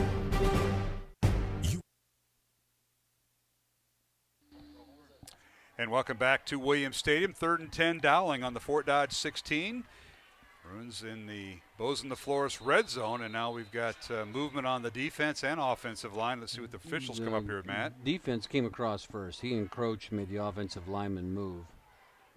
But Dowling's walking backwards. Oh, really? Yeah. Let's go down to our Dowling sideline reporter tonight. That's John Chido. We haven't heard from John in a while. John, give us an update from the Dowling sideline. Well, Dowling's had a nice little drive going. They started at their own 28-yard line, and now we're stuck 3rd and 15 behind the chains here. So we'll see what they come up with here. I would imagine they're going to go with the air with Zach Waters. Yeah, 5-yard loss that time on the penalty for Dowling. 3rd and 15, as you mentioned. 6:20 remaining, third quarter. Maroons up 34-0, trying to get the running clock going. Back to throw. Waters sets up in the pocket. Now has to run, and he's going to be brought down inside the right around the 26-yard line. So he'll lose 5 yards, and will bring up 4th down. And the field goal unit coming out. Field goal unit comes out. I like to see this because I think Drew Peterson does an outstanding job, and this is one of the areas that if you're going to advance and make it to that last game, you need to be able to do this. Well, how about this? A 43-yard field goal by Drew Peterson. The hold will be by Stillwell. And the snapper will be Tom Nolan. It'll be from the right hash, going right to left. Ball is down, kick is high enough. It's long enough, and it's no good off to the left from 43 yards. So Fort Dodge will take over 1st and 10 from their own 20-yard line with 5.5 minutes remaining here in the third quarter. Let's take a look at, I know we've got updated scores coming up here shortly, but a lot of games going on. I know Ankeny and still tied at 14. Still tied at 14. Valley leading 17-14 over Ankeny in the third quarter. Southeast Polk and Centennial tied at 14. That has moved to the fourth quarter. Other scores, Waukee leading Urbandale 21-13 at the half. Cedar Falls leading Indianola 21-0 at half. And Johnston 21-0 over Cedar Rapids Prairie now in the third quarter. All right, first down, Fort Dodge. As the Dodgers now from their own 20-yard line. And now Miller back to throw. Drew escapes the pocket, fires the ball downfield, and the pass is out of bounds, incomplete. Great job that time on defense for the Maroons as they knocked the ball away. And that was Ashton Brown, who did a nice job of avoiding the pass interference and deflecting the ball out of bounds, incomplete. Ashton's one of those kids that wasn't playing very much beginning of the year, and as the season has gone on, much like Jackson Filer, they've been earning more time, and really are coming into themselves. He's had a nice night tonight, Ashton has, for the Maroons in that secondary. Certainly has, and that's all that trust that Coach talks about. You got to have trust and a little bit of faith in some of the kids, and they've played and earned it. 2nd and 10 now for Fort Dodge.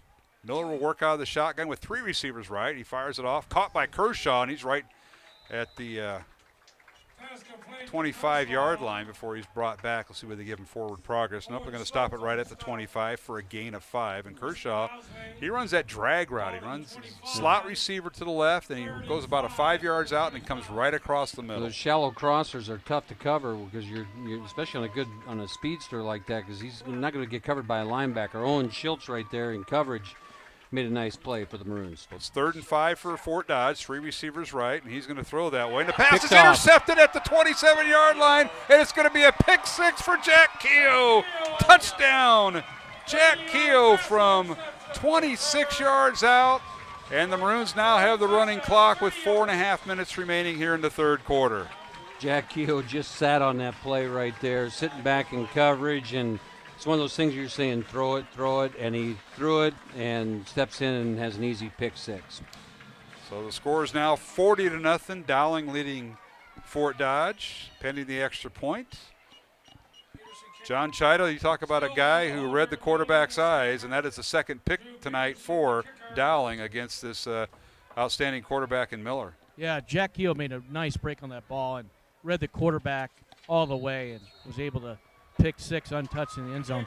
I noticed Dowling has gone to a nickel package on their defense with bringing Ashton Brown in for an extra defensive back, and they've done a great job on these Fort Dodge receivers. All right, we'll take a 1-minute break and be back. 41-0. The extra point good by Peterson. Dowling leading Fort Dodge here on Iowa Catholic Radio and the Central Iowa Sports Network.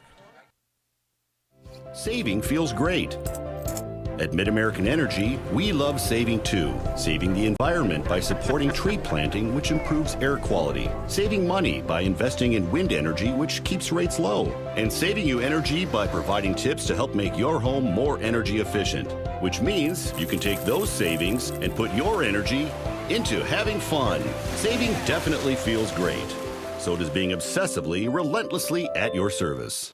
There's no Power Price Truck and Crossover event featuring new 18 Silverado double cab LTs. Power lease, $259 per month lease. Power price, $32,490. New 18 Silverado crew cabs. Power lease, $429 per month lease. Power price, $36,490. Over 170 Traverse, Equinox, and Trax available. With 12 going on 13 years of year-over-year sales records, Schottenkirk knows how to sell Chevys. Schottenkirk Chevy, Waukee. Chevy, find new roads. WaukeeChevy.com. Schottenkirk Chevy.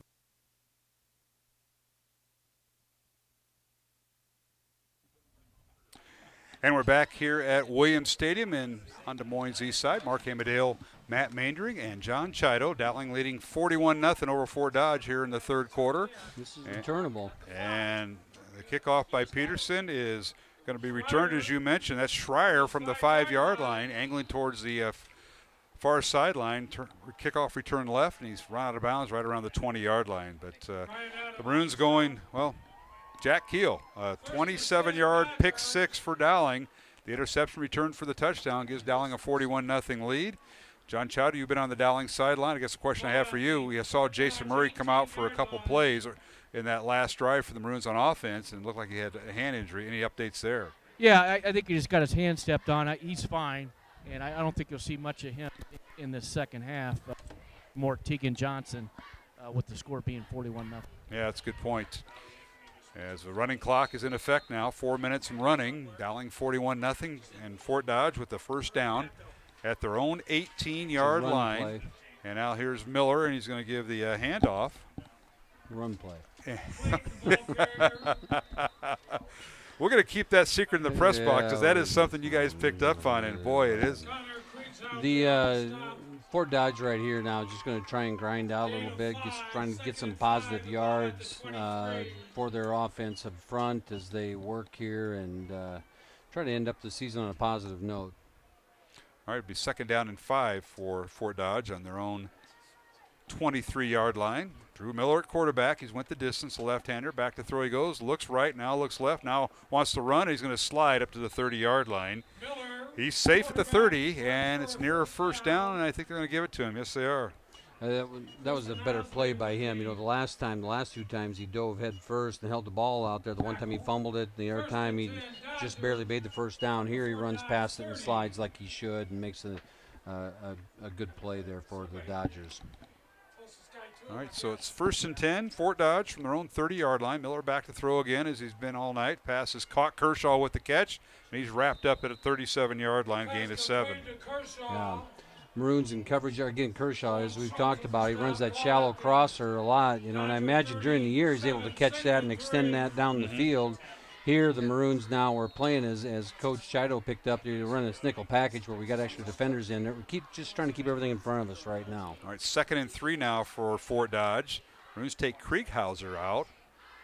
And they got a little different version of that nickel package. Maroons showing blitz, and they're going to come. Here's Miller back to throw. He's hit as he throws, and the pass is incomplete at the 50-yard line. The running back in the backfield, Deshaun Clayton, did a good job of picking up Jack Keogh on the blitz and allowed Miller to get the ball off. in with some pressure yet, and creates a 3rd and short here still. Yeah, the intended receiver that time for Fort Dodge was Kershaw. We're starting to see a little more substitutes coming in here at different points here for the Maroons on defense. So it brings up 3rd and 3 for Fort Dodge from their own 37-yard line. Update from Valley, and it's Ankeny 21-17 over Valley in the 4th quarter. So that score is just flipped. And Centennial leading Southeast Polk 17-14. Now here's Clayton with the handoff, and he's got the first down. He crossed the 40 up near the 42-yard line. Nice pick up that time of 5 yards on 3rd and 3 for Fort Dodge, and they give it to their tailback, Clayton. We had Owsley in the game there for the Maroons. We've also got Colton Sanders in, and Ashton Brown back there deep. We still have Ryan Adams in there, and Michael Keogh is in there as well. All right, Miller back to throw on first down from his own 43-yard line, and he's going to a little quick pass over to the near side. That's Clayton out of the backfield, and he's hit and dropped. Ryan Adams made a nice play there. Clayton is a good back and a fast runner, and Ryan was able to get him in stride there and knock him down. All right, final 40 seconds of the 3rd quarter. Dowling with the lead, 41-0 over Fort Dodge. Both teams 7-2 coming into tonight's game. Dodgers ranked 9th, and the Maroons ranked 5th from the Des Moines Register Class 4A football poll. Back to throw is Miller. Now avoids a sack, throws the ball downfield. The pass is intercepted again by Dowling at the 25-yard line. And now on the return, that's Ashton Brown with it for the Maroons. And Ashton loses the football. They're going to no, they rule it live ball, and he picked it up back to the 32-yard line. So he got all the way up to about the 40, and he lost it. Yeah, he hasn't been working with the receivers because he was carrying that ball out there like a loaf of bread. I don't know if they still use that terminology or not, but he had that ball out there as he was going, and nice play though by Ashton in coverage to make the interception. You know, one thing here, Mark, Miller's only thrown 3 interceptions all year, and he's thrown 3 tonight. Yes, he has. He threw 4 coming in tonight. He had 4 interceptions and 29 touchdowns coming in tonight, and he's thrown 3. We come to the end of the 3rd quarter with the score. It's Dowling 41, Fort Dodge nothing. We'll go to the 4th quarter after this 1-minute break on Iowa Catholic Radio and the Central Iowa Sports Network.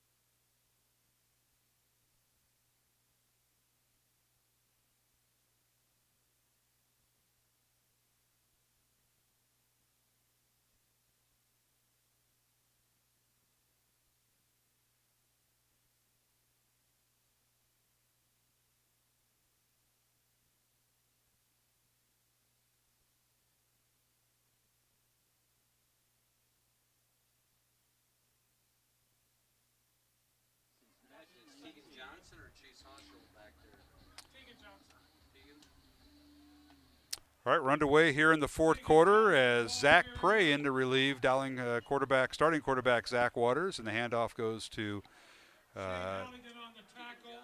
Tegan Johnson as the Maroons are starting to rotate players in as we're underway with the running clock in the 4th quarter. Dowling leading 41-0 here, Matt. A lot of new faces. Yeah, we have a new offensive line in there. Andrew Snedeker at fullback for the Maroons, and Tegan Johnson back there with Zach Prey as well. All right, a gain of 6. That'll bring up 2nd and 4. And the give is to Johnson again, and he's up near a first down before the pile is pushed back. Then a spot forward progress right about the 42-yard line. Looks like the Fort Dodge units have a few new guys in there as well on defense as we start to move through this 4th quarter.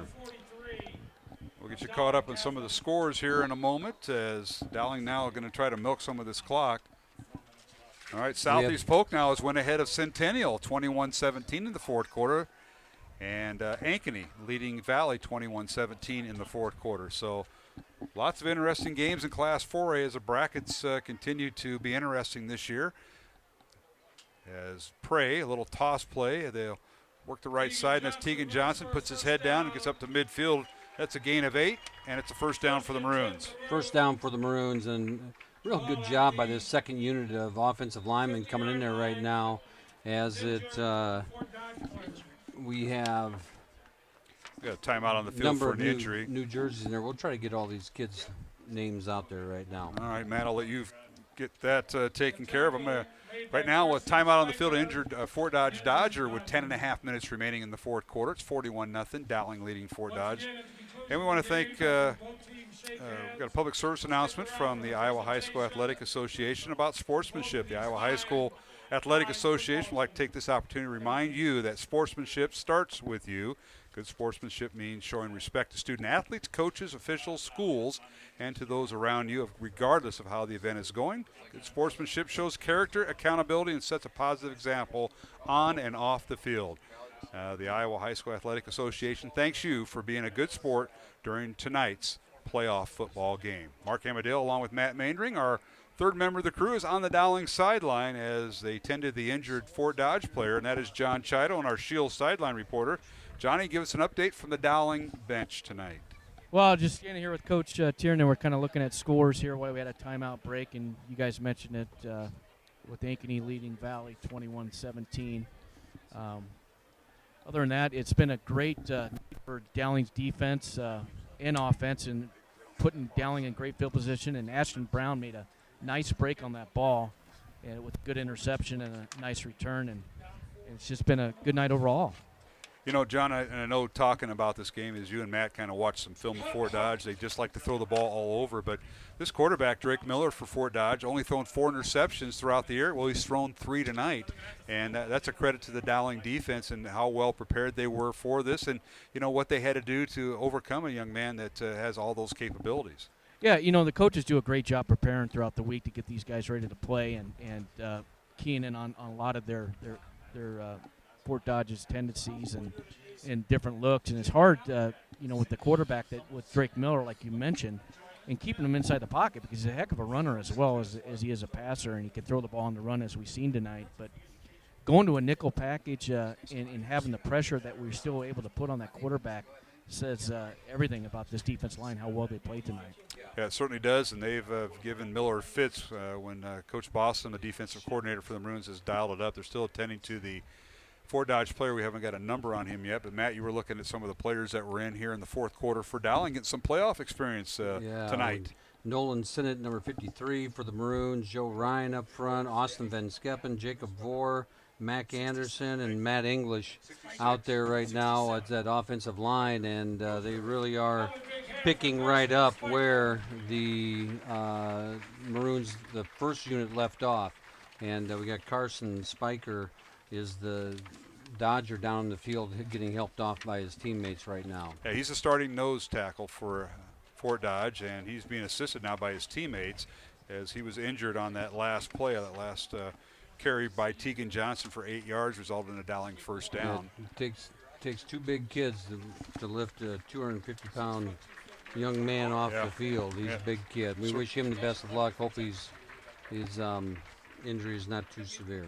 Well, 21-17 is the last score from Valley. They're under right about the 7-minute mark in the fourth quarter with Ankeny leading Valley in the fourth quarter. And we mentioned Centennial was in a great match with Southeast Polk up at Ankeny tonight. So we'll keep you abreast of some of the scoring of those games. Keep in mind that the winner of the Dowling-Fort Dodge game will play the winner of the Valley and Ankeny game going on. That'll be next Friday night.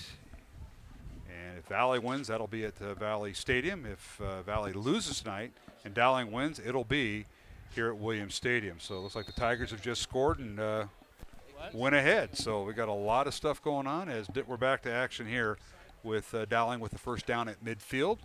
And Prey, the handoff goes to Chase Hauschild, and he's driven down over left guard and tackle down to the 45 of Fort Dodge for a gain of 5. Chase Hauschild has showed flashes throughout the year in these types of situations and looks to have a bright future there in the backfield for the Maroons.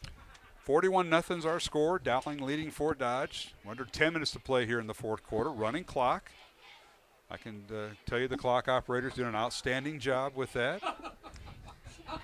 He's spot on. He hasn't missed. Unlike the guy that's behind him run the play clock, that's here's Hauschild with the carry, and he's down near the 41-yard line for a gain of 4. And again, we see a guy like Joe Ryan right there. He is blocking the guy. I've said this tonight. You just don't see that very much in high school football. He's taking this guy 10 yards downfield and still blocking him. All right, Aiden Craven in at, I think he's playing tight end or receiver. They're going to move him out to flanker left. Now the Maroons flip-flop their receiver. Now they're going to be Craven back to the right side, slot right, so he'll find a spot. Yep. Flanker is Matt Stillwell. He's split out wide right. Craven in motion. Here's a snap, and Prey the handoff. Hauschild with it. He's got a gaping hole, and he's going through it up inside the 35, down near the 33-yard line. That'll be a Dowling first down, a gain of 7. Tackled by Hunter Alexander for the Dodgers there, and Chase has a quick first step. He gets out of that stance and to the line of scrimmage in a hurry. Reminder: next Friday night we'll be on the air at 6:30. Kickoff at 7 o'clock, and it'll depend on the winner of the game between Valley and Ankeny, and that's where the Maroons will play, either here at Williams or at Valley Stadium. And here's a handoff, Hauschild, and he avoids a tackle, gets inside the 30, and finally brought down at the 28-yard line for a gain of 5. And we're running right over the middle of that line right now with Van Cheppen and Ryan and Sinnott, and they're making holes up there and keeping things rolling. Well, they certainly are. The Maroons are taking advantage of that. Second down and 5 for Dowling on the 28-yard line of Fort Dodge. Maroons lead it 41-0. 2 receivers right. And Prey, the handoff again, and this time it's Chase Hauschild over right guard and tackle, and puts his head down, gets inside the 25, down to the 24-yard line to pick up a 4 and bring up 3rd and short. Yeah, just short of the first down. Snedeker had a nice block right there at the line of scrimmage and allowed Hauschild to get through there and make this a really short yardage situation. I want to thank the Chad Harris Mortgage Team at Fidelity Bank. Chad, a Dowling grad, along with the Paper Systems for supporting our broadcast here on Iowa Catholic Radio, and our good friends at Two Rivers Glass and Door, Joe, Paul, Peter, and the gang over at Two Rivers, and R&R Realty and Catholic Tuition Organization. And we've got a penalty on the play here, Matt. Flag on the field. Offsides. And then we get the first down here, and it allows the offense, assures them to stay on the field as they keep winding the clock down. So it's 1st and 10, Dowling, after the 5-yard penalty on the 19-yard line. They're going to call it again. I'm not sure what they're calling inside. It's a young man from... This one's going to be on Dowling. Procedure call on the Maroons. So that'll move the ball back He to... threw it right to center. Made me think the center moved the ball. Could that be? I don't know. Couldn't tell you. I saw that in an NFL game this week. Yeah, So I don't know if that got picked up at the high school level. Hey, Johnny, you're right there on the sideline. What do you think? What's going on? The coach is spot on. The center's kind of flinching with the football. There you go. Those linemen, you never know what they're going to do. Yeah. Handoff goes to Hauschild, and Chase hops a tackle and gets the first down across the check. That was 1st and 15 after all that. I forgot about the penalty that gave Dowling the first down. Right. So there was a lot of movement there in a little bit without a snap. And that'll put the ball at the 22-yard line for a gain of 2. So Prey in at quarterback. And Zach, the handoff to Hauschild, and he goes backwards, dropped back inside the 25, down at the 26-yard line for a loss of 4. This is one of those situations where it makes it tough not to throw the ball because they're basically lining up and run blitzing. Fort Dodge is filling all the gaps and run blitzing on us because they know we're unlikely to throw the football in this situation. Can't say that on 3rd down, though, right here. It might happen with a second group in. All right, the Maroons break the huddle. 3rd and 18, they call it. And Prey with the snap out of the shotgun, handoff to Hauschild, and he kind of zigzags and powers his way down the 20, Matt. Keeps his feet and does a really nice job with his balance. There's drills you do in practice where you put a hand on the ground, keep your feet up, and keep chopping. And Chase did it right there and kept the play alive. I remind you to stay tuned for the post-game show here on Iowa Catholic Radio and the Central Iowa Sports Network, as John Chido will have a couple interviews with a few Dowling players and head coach Tom Wilson following tonight's playoff game here at Williams Stadium. Again, under 5.5 minutes remaining here in the fourth quarter. It's Dowling 41, Fort Dodge nothing. Running clock here in the second half. Handoff goes to Hauschild on fourth down, and he zigs and zags, gets all the way down to the 10-yard line. If he gets to the line, it's a first down. It's going to be... He's near a first down at the 10-yard line. At this point in the game, they may say, we're not going to measure it. We're going to give the ball to Fort Dodge. But it's, I think Coach will say, you going to measure that? And They are not going to measure that. So Hauschild a 10-yard run, but Dowling turns it over on downs and just barely. John Chido, how close was it? That was real close. That came down to a spot. I think in a different scenario would have been a measurement on that one. All right. So Fort Dodge will take over, 1st and 10 from their own 10-yard line with 4.5 minutes remaining. And the Maroons are going to move on to the second round of the playoffs. The 5-time defending champs will play next Friday night. Right now, Valley leading Ankeny 24-21. And the Hawks are inside the 45-yard line of Valley. How much time is left? We'll figure it out here in a moment. First down, Fort Dodge. Yeah, you always really don't matter who you're going to play in that next game, just as long as you get to keep playing. And a quick pass by the Dodgers, caught. And that's Bice with the catch. He's got the first down up to the 23-yard line, a gain of 8 for Fort Dodge. And the Maroons tonight played as well as we've seen them play all year. I mean, they've played a complete game on both sides of the football. And as Coach Wilson said at halftime, there was only one offensive series there where it really didn't go the way we wanted it to. And the Maroons right now look like they're peaking at a good time.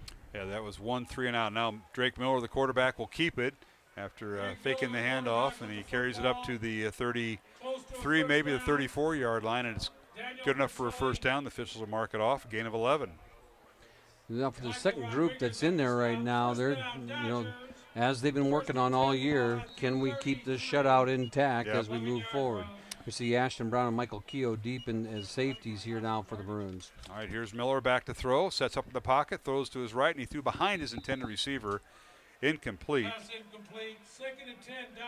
It's one of those Dodgers obviously are not used to being in this situation all year. They've had a real nice football season, much improved for the program, and they have a lot of young players out there right now. They have some young players in spots. Yeah, the starting lineup has some young players in it, and of course they get the Egley kid healed up after the ACL injury last week, which devastated their defense. Here's a little quick pass caught by Potraz, and he gets across the 40 up to the 42-yard line with 2.5 minutes remaining. Dowling leading 41-0. And a reminder, we want to thank Toomey & Sons along with Skeffington Formal Wear, R&R Realty, and the Catholic Tuition Organization for supporting our broadcast of Dowling Catholic football here on Iowa Catholic Radio in our 42nd year of broadcasting Maroon football and girls and boys basketball. Here's a little quick pass caught by Potraz again. And a little quick hitter gets up to the 47-yard line of Fort Dodge. Daniel Critelli and Michael Rodriguez in there on the stop for the Maroons as they are getting some extra time on the defensive side of the ball. So first down, Fort Dodge from the 49-yard line, from their own 49-yard line. Miller back to throw, sets up in the pocket, wants to throw, now fakes the throw, and we're going to run with it. And he stood up, and he's dropped right there by Christian Owsley, who playing a pretty good linebacker spot for him. Yeah, they're going to be short of the first down. Fort Dodge going to call a timeout. We'll take one ourselves. Minute 26 remaining here in the fourth quarter, 41-0. Dowling leading Fort Dodge. We'll take a break, and you're listening and watching Dowling Catholic Football on the Iowa Catholic Radio Network and the Central Iowa Sports Network. Thank you. Chevrolet's Power Price Truck and Crossover event featuring new 18 Silverado Double Cab LTs. Power lease, $259 per month lease. Power price, $32,490. New 18 Silverado Crew Cabs. Power lease, $429 per month lease. Power price, $36,490. Over 170 Traverse, Equinox, and Trax available. With 12 going on 13 years of year-over-year sales records, Schottenkirk knows how to sell Chevys. Schottenkirk Chevy, Waukee. Chevy, find new roads. WaukeeChevy.com. Schottenkirk Chevy. Stronger, faster, healthier. You want more. You want to be part of something bigger than yourself. A place for people of all ages, all walks of life, that provides opportunities for all to succeed. We do that. We're the why. Build more than muscle. Build a stronger community. Right back here at Williams Stadium as Drake Miller keeps the football for Fort Dodge, runs from the Dowling 43 all the way down to the Maroon 34-yard line, gain of 9. And that's good enough for a first down, 1st and 10. Dodgers back to throw Miller. And now setting up, rolls to his right, looking, and he's going to run with the football.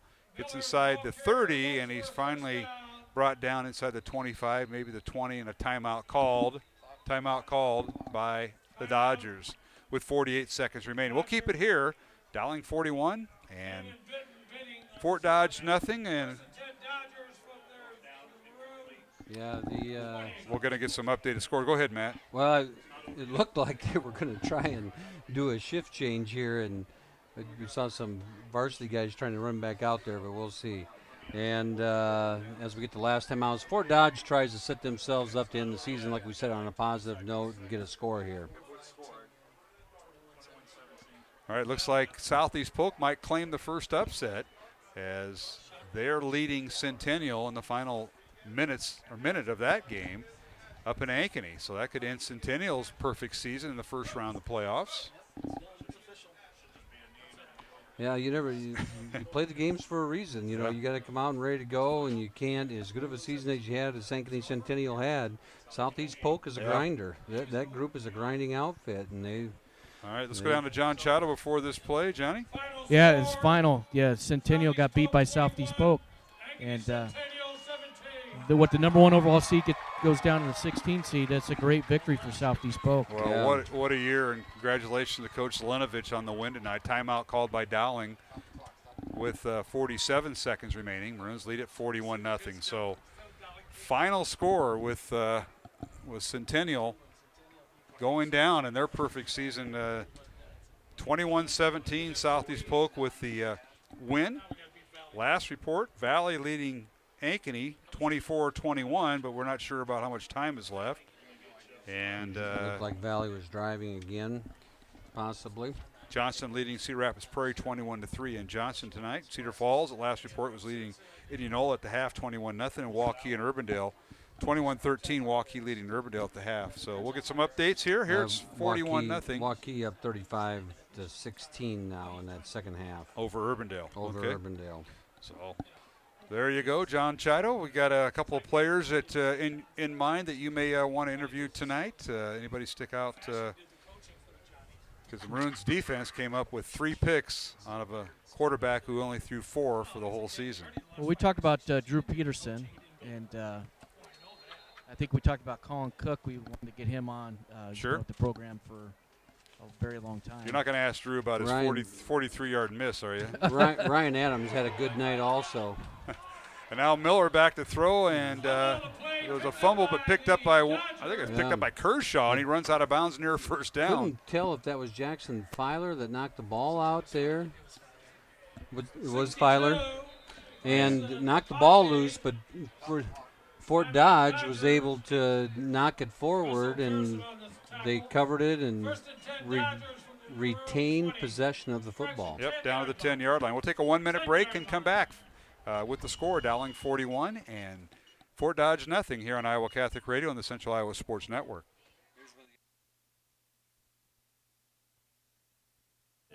Saving feels great. At Mid-American Energy, we love saving too. Saving the environment by supporting tree planting, which improves air quality. Saving money by investing in wind energy, which keeps rates low. And saving you energy by providing tips to help make your home more energy efficient. Which means you can take those savings and put your energy into having fun. Saving definitely feels great. So does being obsessively, relentlessly at your service. Power Price Truck and Crossover event featuring new 18 Silverado Double Cab LTs. Power lease, $259 per month lease. Power price, $32,490. New 18 Silverado Crew Cabs. Power lease, $429 per month lease. Power price, $36,490. Over 170 Traverse, Equinox, and Tracks available. With 12 going on 13 years of year-over-year sales records, Schottenkirk knows how to sell Chevys. Schottenkirk Chevy, Waukee. Chevy, find new roads. WaukeeChevy.com. And welcome back to Williams Stadium. Out of the timeout, Drake Miller back to throw for Fort Dodge. Throws into the end zone. The pass is incomplete, and that'll do it. Final 10 seconds will run off the clock as a continuous clock, and the Maroons will advance. 41-0 with 3 seconds remaining, and Fort Dodge has one more chance. Here's the final play, and it ends up in a sack. Dowling comes in with the sack, and the game is over as the Maroons pick up a huge sack at the end to shut this thing down. 23-0. Amoom Dang with the sack to finish the game there, Matt Maindring. Nice play by the Dowling crew as they came through and made sure that it remained a shutout.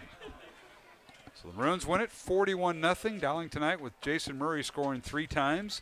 Zach Waters, a touchdown run and a touchdown pass. He threw it to Tegan Johnson, and Jack Keel, a 27-yard interception return for a touchdown.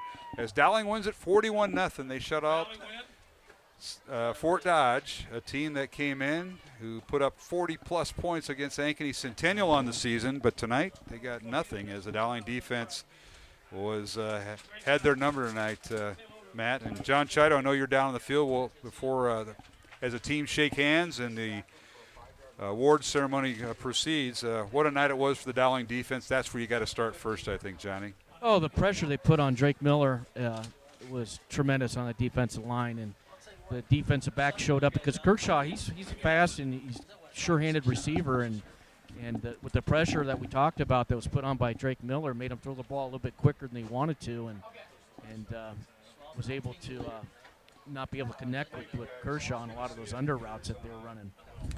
All right, John, thanks for that update. And, Matt, we got final game statistics, so we'll go right through them before we go to break.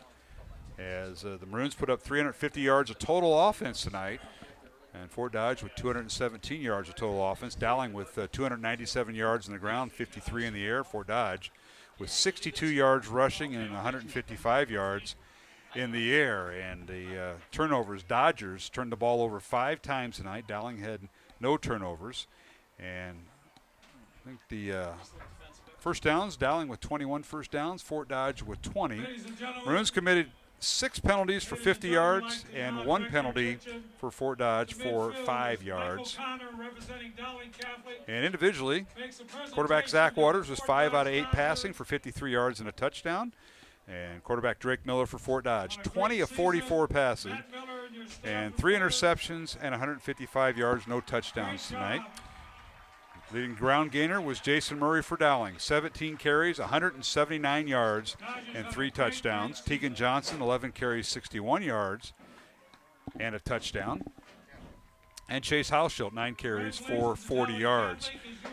For Fort Dodge, Dason Clayton, 10 carries, 29 yards, and Drake Miller, the quarterback, with 13 carries for 27 yards. Leading receiver for Dowling was Tegan Johnson, 2 catches for 23 yards and a touchdown. Jack Lyman, 2 catches for 19 yards, and Edward Thompson, 1 catch for 11 yards. For Fort Dodge, Jace Peterson, 5 catches for 53 yards, and Tyson Kershaw, 5 catches for 31 yards. Russell Potratz, 3 catches for 38 yards. So that's a look at the final numbers. And again, Dowling with 350 yards of total offense, Matt, 297 on the ground. And that's a pretty good win in the first round when you have numbers like that. It is, and, going into the game, we said the weakness for Fort Dodge was their rushing defense. And the teams that have been successful against Fort Dodge were able to rush the ball. Yes, they were. They run the ball, and that was evident again tonight as the Maroons were able to run the ball at will behind that offensive line. And is it possible for Jason Murray to have a quiet 179 yards? I don't. He really ran well tonight. He, as I said earlier, he looks like he's running fresh. He's got a lot of gas in the tank as he has been running hard and looks good behind that offensive line. And this is as good as our offensive line has looked as well. Yeah, They were really dominant up front. Very well tonight. Limited their penalties, which was a big asset to any type of game. And the team now, is, if you're watching on the webcast, is zeroed in at midfield with the Dowling coaching staff and players all huddled around. We'll take a break, and we'll move to our post-game show. Again, the final, as Dowling wins at 41-0 over Fort Dodge. The Maroons led 28-0 at halftime and win it 41-0. They'll advance, and they'll take on the Valley Tigers, who are just about seconds away from winning their game over against Ankeny. They're leading 24-21 in the final seconds of their game. So it'll be a Dowling Valley rematch, apparently. Next Friday night, we'll have the game on Iowa Catholic Radio beginning at 6:30 with the pregame. Again, the final here from Williams Stadium on Des Moines' east side, 41-0 Dowling over Fort Dodge, a final in the first round of the Class 4A football playoffs. Along with Matt Maindring and John Chido, Mark Amadale. We'll be back with the postgame show after these messages on Iowa Catholic Radio and the Central Iowa Sports Network. About it. Saving feels great. At Mid-American Energy, we love saving too. Saving the environment by supporting tree planting, which improves air quality. Saving money by investing in wind energy, which keeps rates low. And saving you energy by providing tips to help make your home more energy efficient. Which means you can take those savings and put your energy into having fun. Saving definitely feels great. So does being obsessively, relentlessly at your service.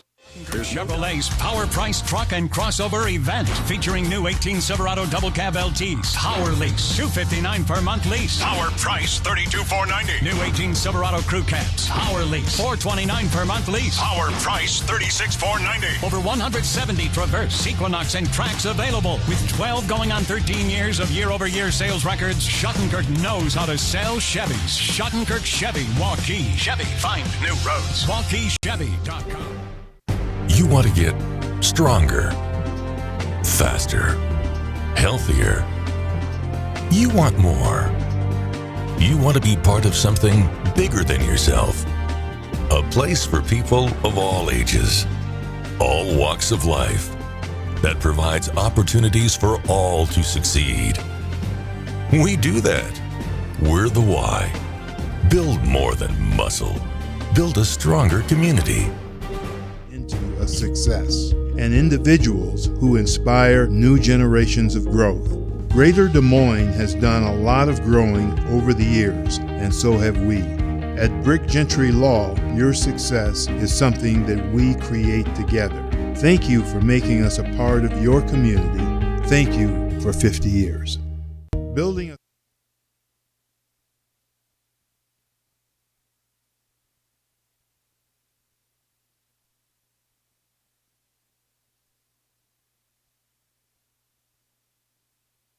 And welcome back to Williams Stadium. Mark Amadale along with Matt Maindring. Final score, Dowling 41-0 over Fort Dodge in the first round of the Class 4A football playoffs. And, Matt, we're going to go right down to the field as John Chido has a couple of Dowling players. One of them, we'll go by numbers, Colin Cook, who wears number 5, and Drew Peterson, who wears number 27.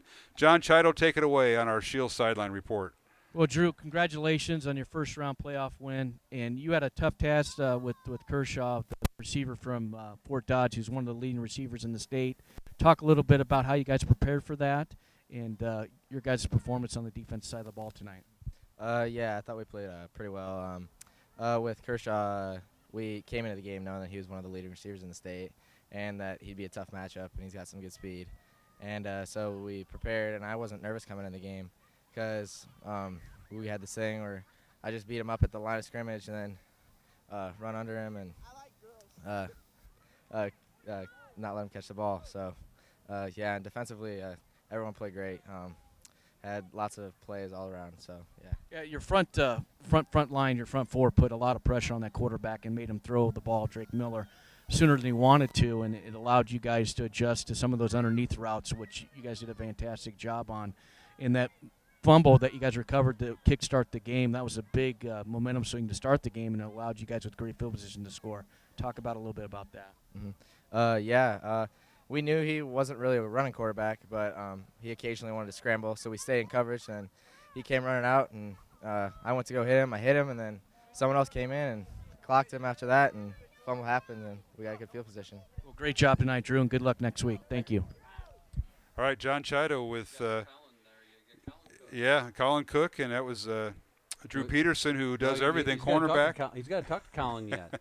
And we'll go back down. Dowling winning tonight 41-0 over Fort Dodge. Let's go back to John Chido on the field. And, Johnny, you got Colin Cook as one of your interviews. Go ahead. Well, Colin, congratulations on your first-round victory tonight against Fort Dodge. And you guys came out with great field position. It seemed like in that first half of that first quarter, and you guys were able to capitalize on that. Talk about the different things you guys prepared for this week for Fort Dodge offensively.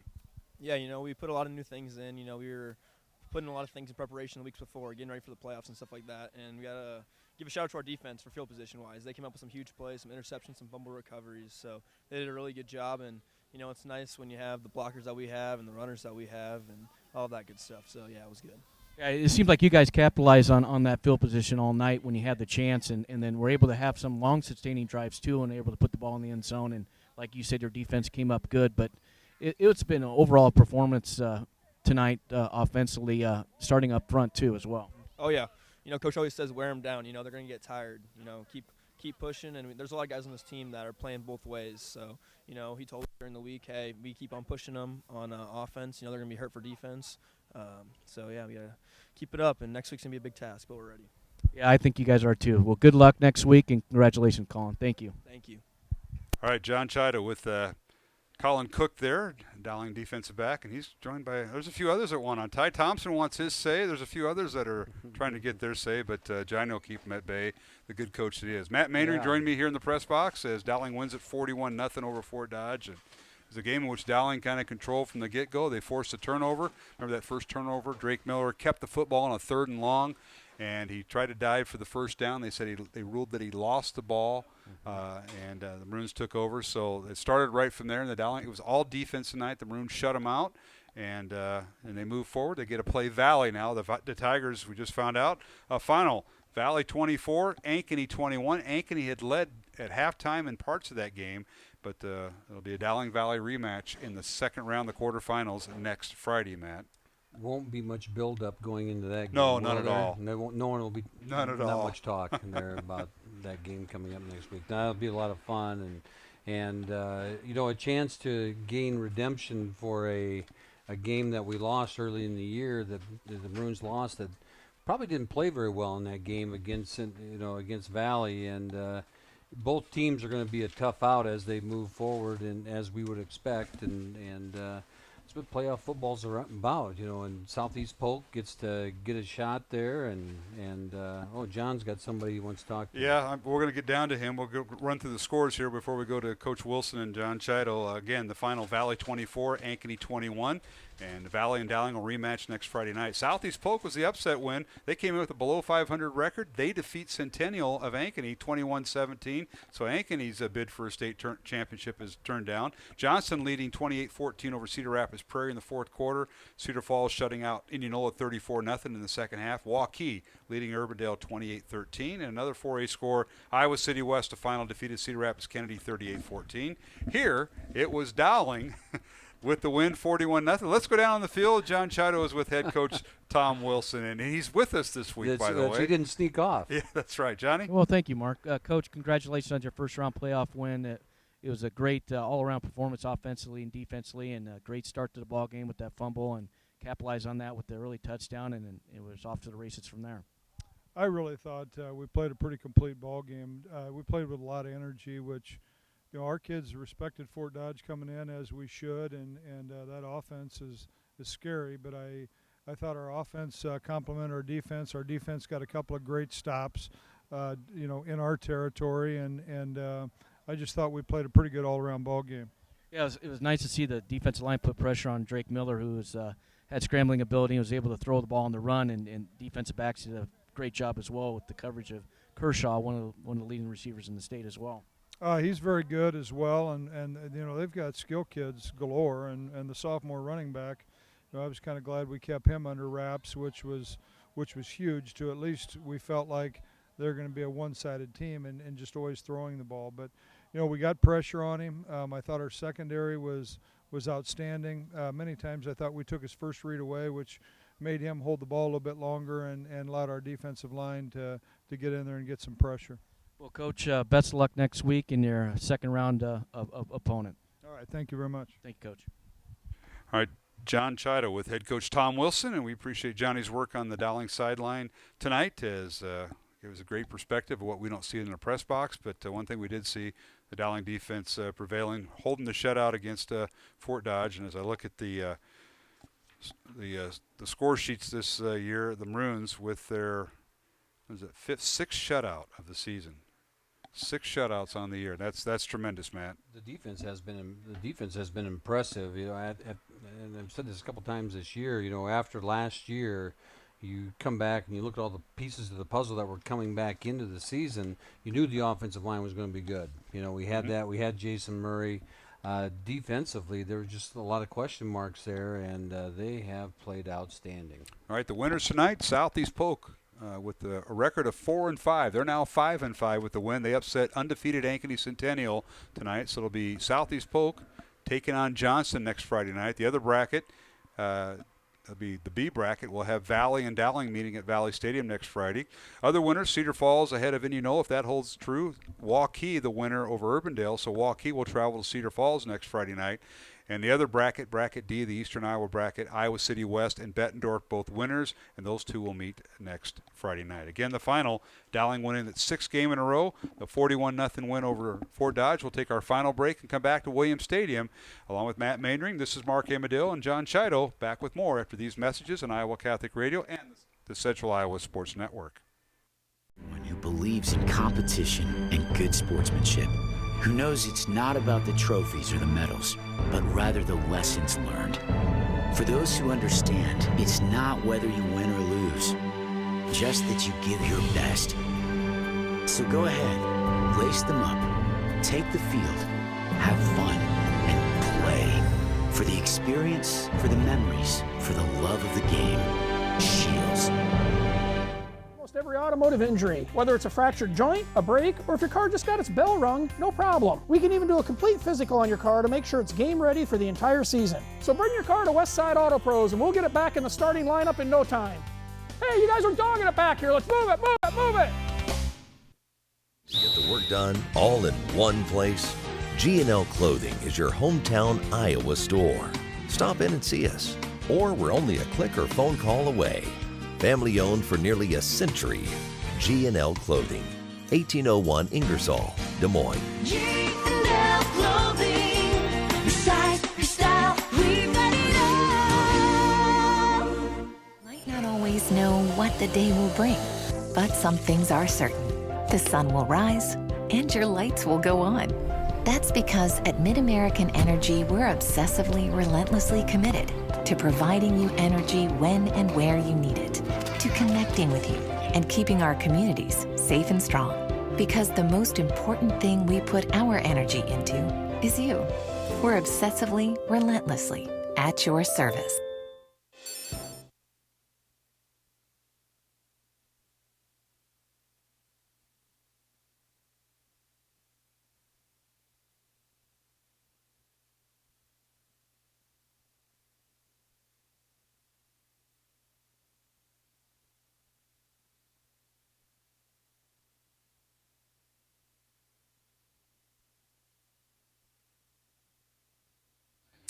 And we're back here at Williams Stadium in Des Moines. Mark Amadale alongside Matt Maindring. And John Chido has made his way up to the press box here at Williams Stadium, the home of the East High Scarlets and the Grandview University Vikings, as Dowling wins it 41-0. The Maroons will take on Valley. A rematch, Dowling and Valley. Who would have thought of that, Matt Maindring? Have you ever been part of a Dowling-Valley rematch?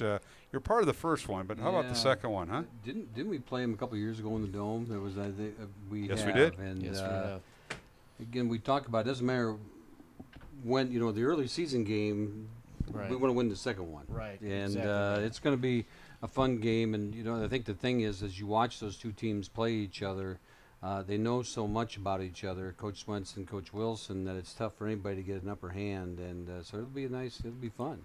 Valley beating Dowling in week 2, 20-6 at Drake Stadium. So that's something you don't forget. John, you've been part of that, and you know what that's all about. How many classic Dowling Valley second the rematches, and it's always usually the team that got beat the first time beats the team the second time, but it's going to be a great game.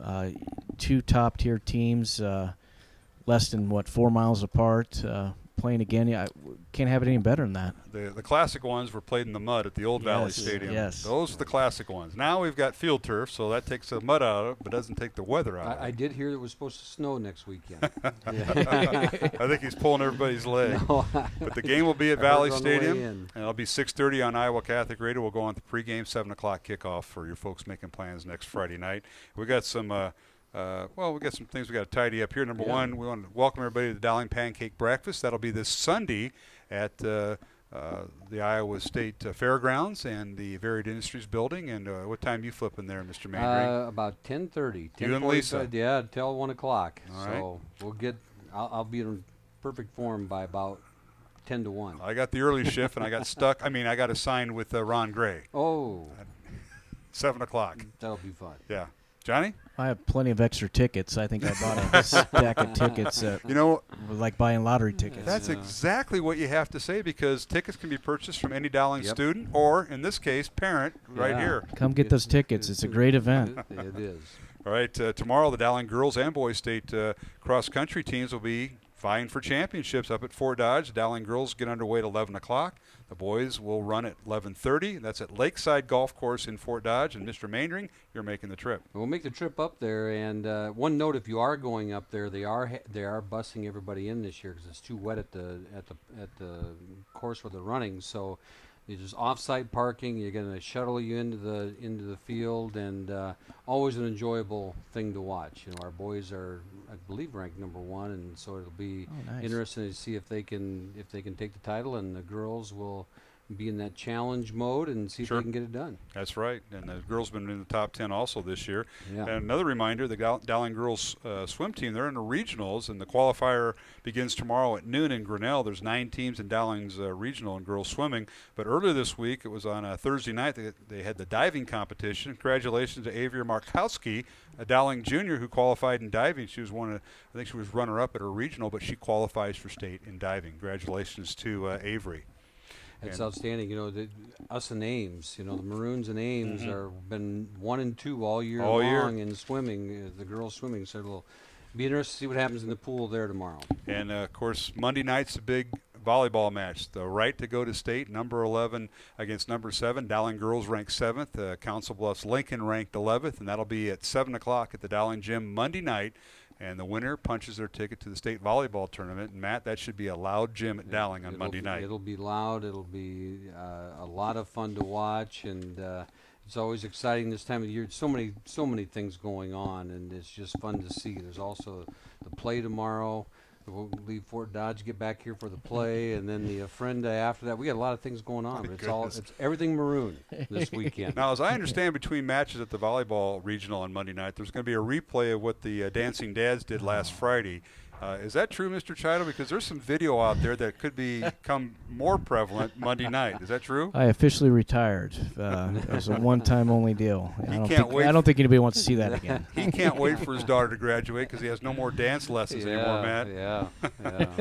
That's great. He did a good job. And what I've seen, the worm is still in effect. The worm is going. I can't believe people still do that. I saw it at the pep rally today, too. I don't know which boys cross-country team won the dance-off today, too, at the pep rally. It's funny you say that. I was doing the interview with Coach Wilson last night, and they were out there practicing. Oh, were and they? 2 of them, I think I interviewed one of them earlier from cross country this year. Yeah. And he says, "Well, how are we doing?" I said, "Where's your music?" Well, they had the iPhone in the middle of the floor in the Dowling gym, and they put it on. I said, "You got a lot of work to do. You got the gym till 10 o'clock before they start charging you." Was it Michael Jackson Thriller, wasn't it? No, it wasn't. I got a taste of that as well. well. Some of the teams had Thriller and some had Monster Mash. Yes. The pep rally day was a lot of fun, and Laura Ketch and Casey Tickle and Megan Dowell organized those things, and it was a well-run machine today. Well, they did well. That wasn't the song they were playing when I was watching. They had different ones, so I don't know which one they used. But they must have got it together because they did well today.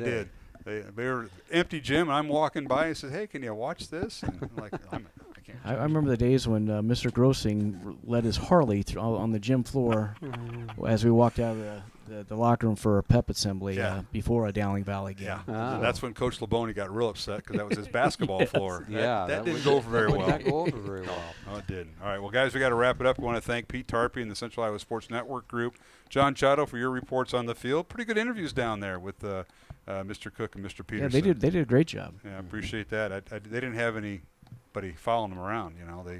I saw Ty Thompson. He wanted. Yeah, to be he wants to be on the air. He's been all over me all week. Looks like he's begging you. Yeah, yeah. And he's had some good games too. He has. So. Come catch his touchdown next week. I told him they got to win next week. So.